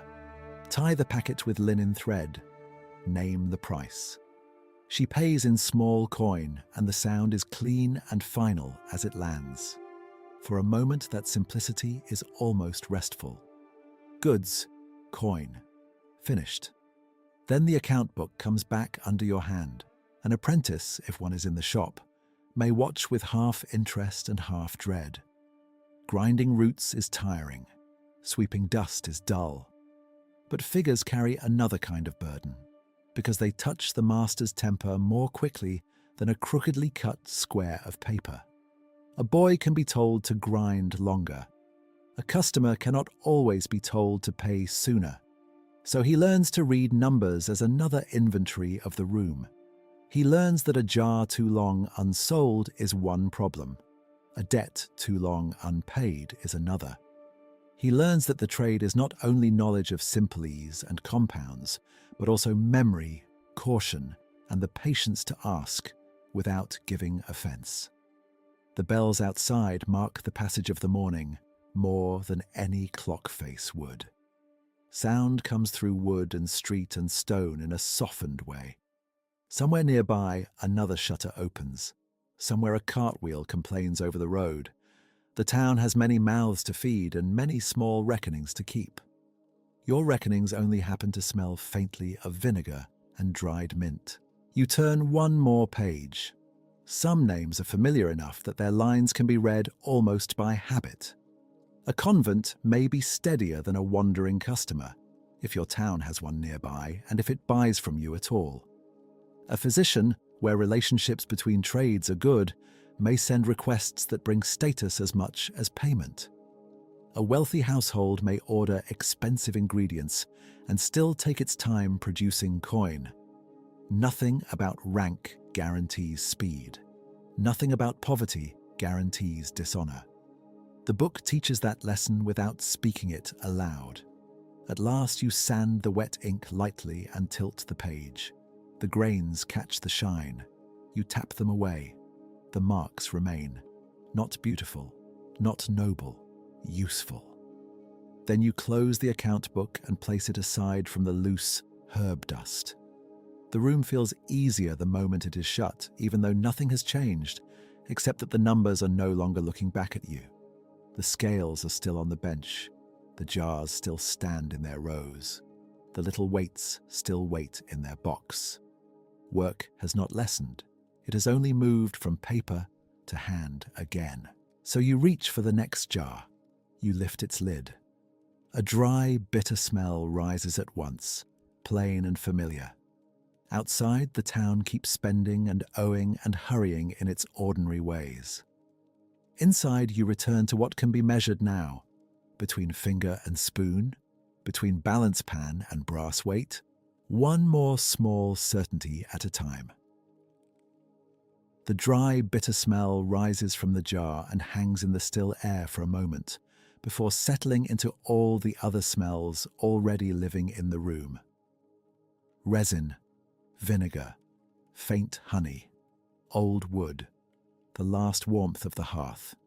You dip the spoon in slowly, not because the task is difficult, but because the day has gone on long enough that every motion has become careful by necessity.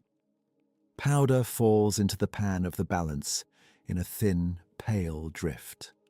Then a little more. Then the smallest correction. The nested brass weights go down on the other side, one by one, and the beam lowers, lifts, and lowers again until it agrees. At this hour, there is comfort in that agreement. The scale does not care about the debt book. It does not care who paid late or who asked for credit as if credit were weightless. It asks only for measure, a grain too much, a grain too little, a hand steady enough to see the difference. You tap the spoon gently on the rim and watch the last dust fall. Then you fold the powder into paper, pulling one corner over another with the same small movements you have used all day. The paper has grown slightly soft from the room's damp breath. Linen thread scratches lightly against your fingertips as you tie the packet closed. There will be another beside it, then one more. A few of these simple things remain before the shop can finally become a room again instead of a place of trade. Outside, the town has begun to thin into evening.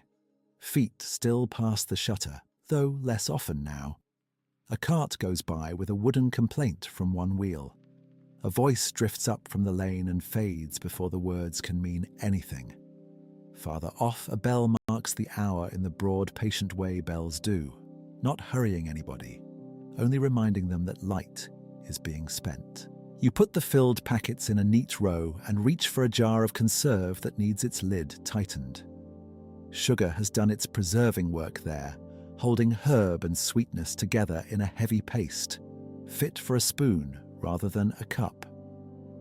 It is expensive enough that you waste none of it. A little clings to the rim.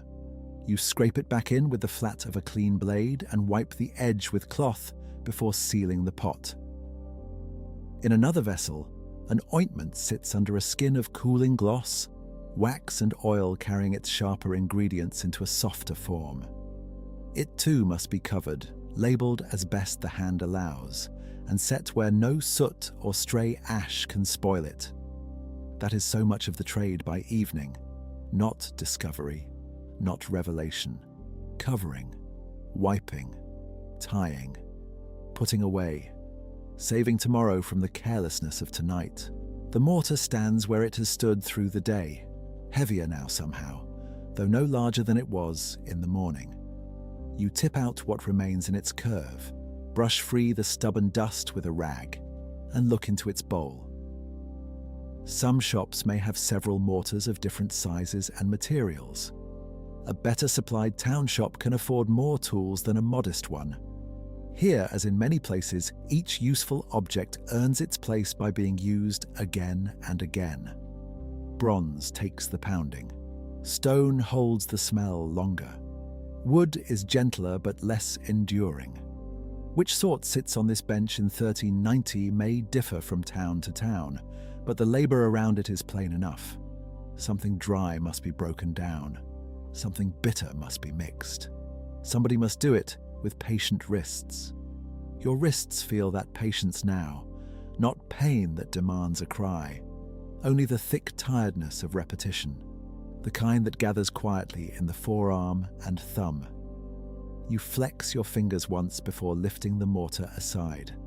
Beneath it, on the oak, there is a faint ring of dust and oil. You wipe that too. The apprentice, if there is one in this household, has likely already done the rougher sweeping or fetched the late water, though the exact shape of that shared labor is hard to pin down in every town. Records tend to preserve rules and debts more readily than the small, useful motions of another pair of hands. Still, shops like this rarely float on one person's labor alone. Someone has cut paper. Someone has rinsed cloth. Someone has carried fuel, watched the front, or shaken herb dust from a sleeve. In the quiet after trade, their traces remain even if their names do not. A draft slips under the door. It moves the edge of one paper square and brings with it the smell of evening damp from the lane. That smell is enough to remind you what must be checked before bed. Damp is an enemy that does not announce itself. It enters softly. It fattens cork. It curls labels. It turns dry leaves slack.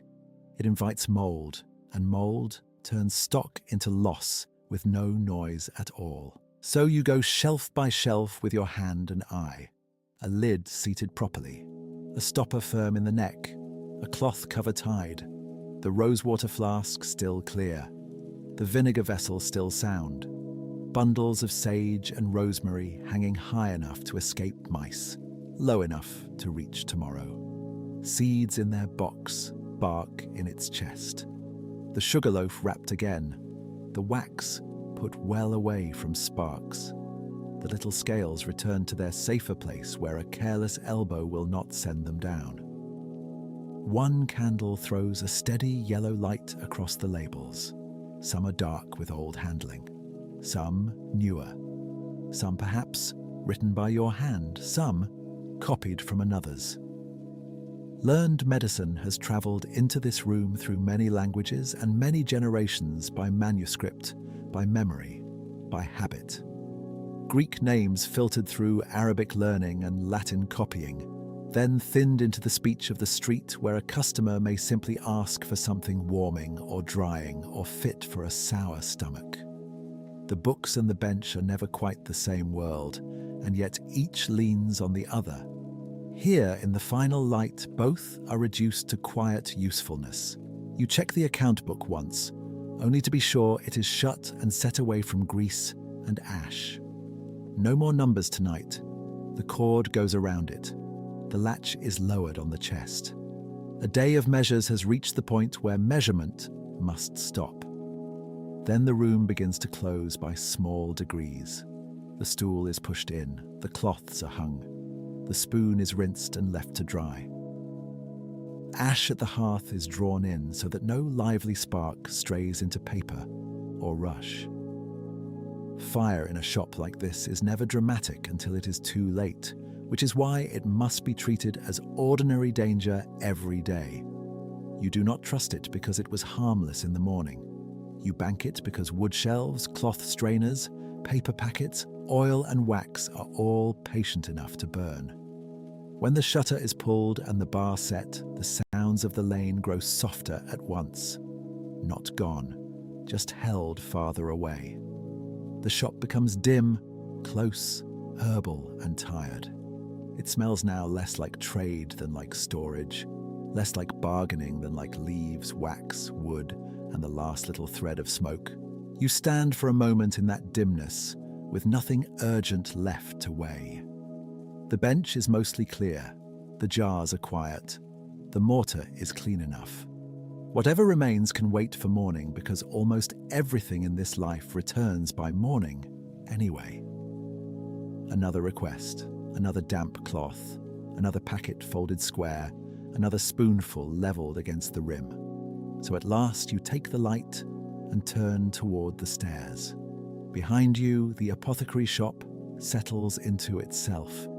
Before you, the upper room waits with its plain bed, its boards, its familiar dark.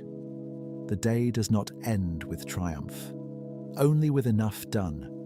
And after so many small, exact acts, enough done is a very restful thing. The upper room is cold in the way familiar places are cold. Not sharp enough to surprise you, only steady. The sort of chill that has waited patiently in the boards, in the stool by the bed, in the folded clothes, in the wall nearest the street. The flame you carried up has long since been pinched out. Darkness settles plainly around the rafters, and the air still holds the faint mixed smell that clings to your life downstairs. Dry mint, old wax, a little smoke, bitter root dust caught in cloth. You lie down without ceremony. The day has used the hands thoroughly, not ruined them, only filled them with the memory of work. Your fingers remember the small turning motion of a paper twist. Your wrist remembers the weight of the pestle. Your shoulders remember every jar lifted down and put back again. When the body has repeated one careful trade from dawn until dark, even rest feels measured, as if someone has set it on the scale and found it sufficient. Below, the shop stands in order enough. That is as close to peace as the trade usually allows. The packets made today wait for the households that will open them by other candles. Somewhere in the town, a servant will untie one square of folded paper and stir the powder into wine or warm water. Somewhere else, a spoon of syrup will be drawn slowly from a pot or jar and given to a child, a priest, a merchant, an old woman who complains of the chest, or a man who believes every bitter thing must surely be good for him. You will not see most of these moments. Your work leaves the shop and disappears into other rooms. That too is part of the quiet nature of it. A blacksmith hears the ring of iron under his own hand. A baker smells loaves rise and brown. But much of an apothecary's labour ends in absence. The packet goes away. The patient goes away. The question goes away for a few hours. What remains with you are the traces.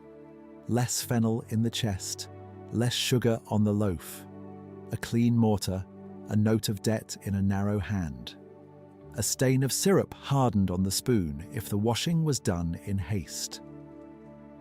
The trade is full of these small vanishings. Outside, the town has not become silent so much as softer.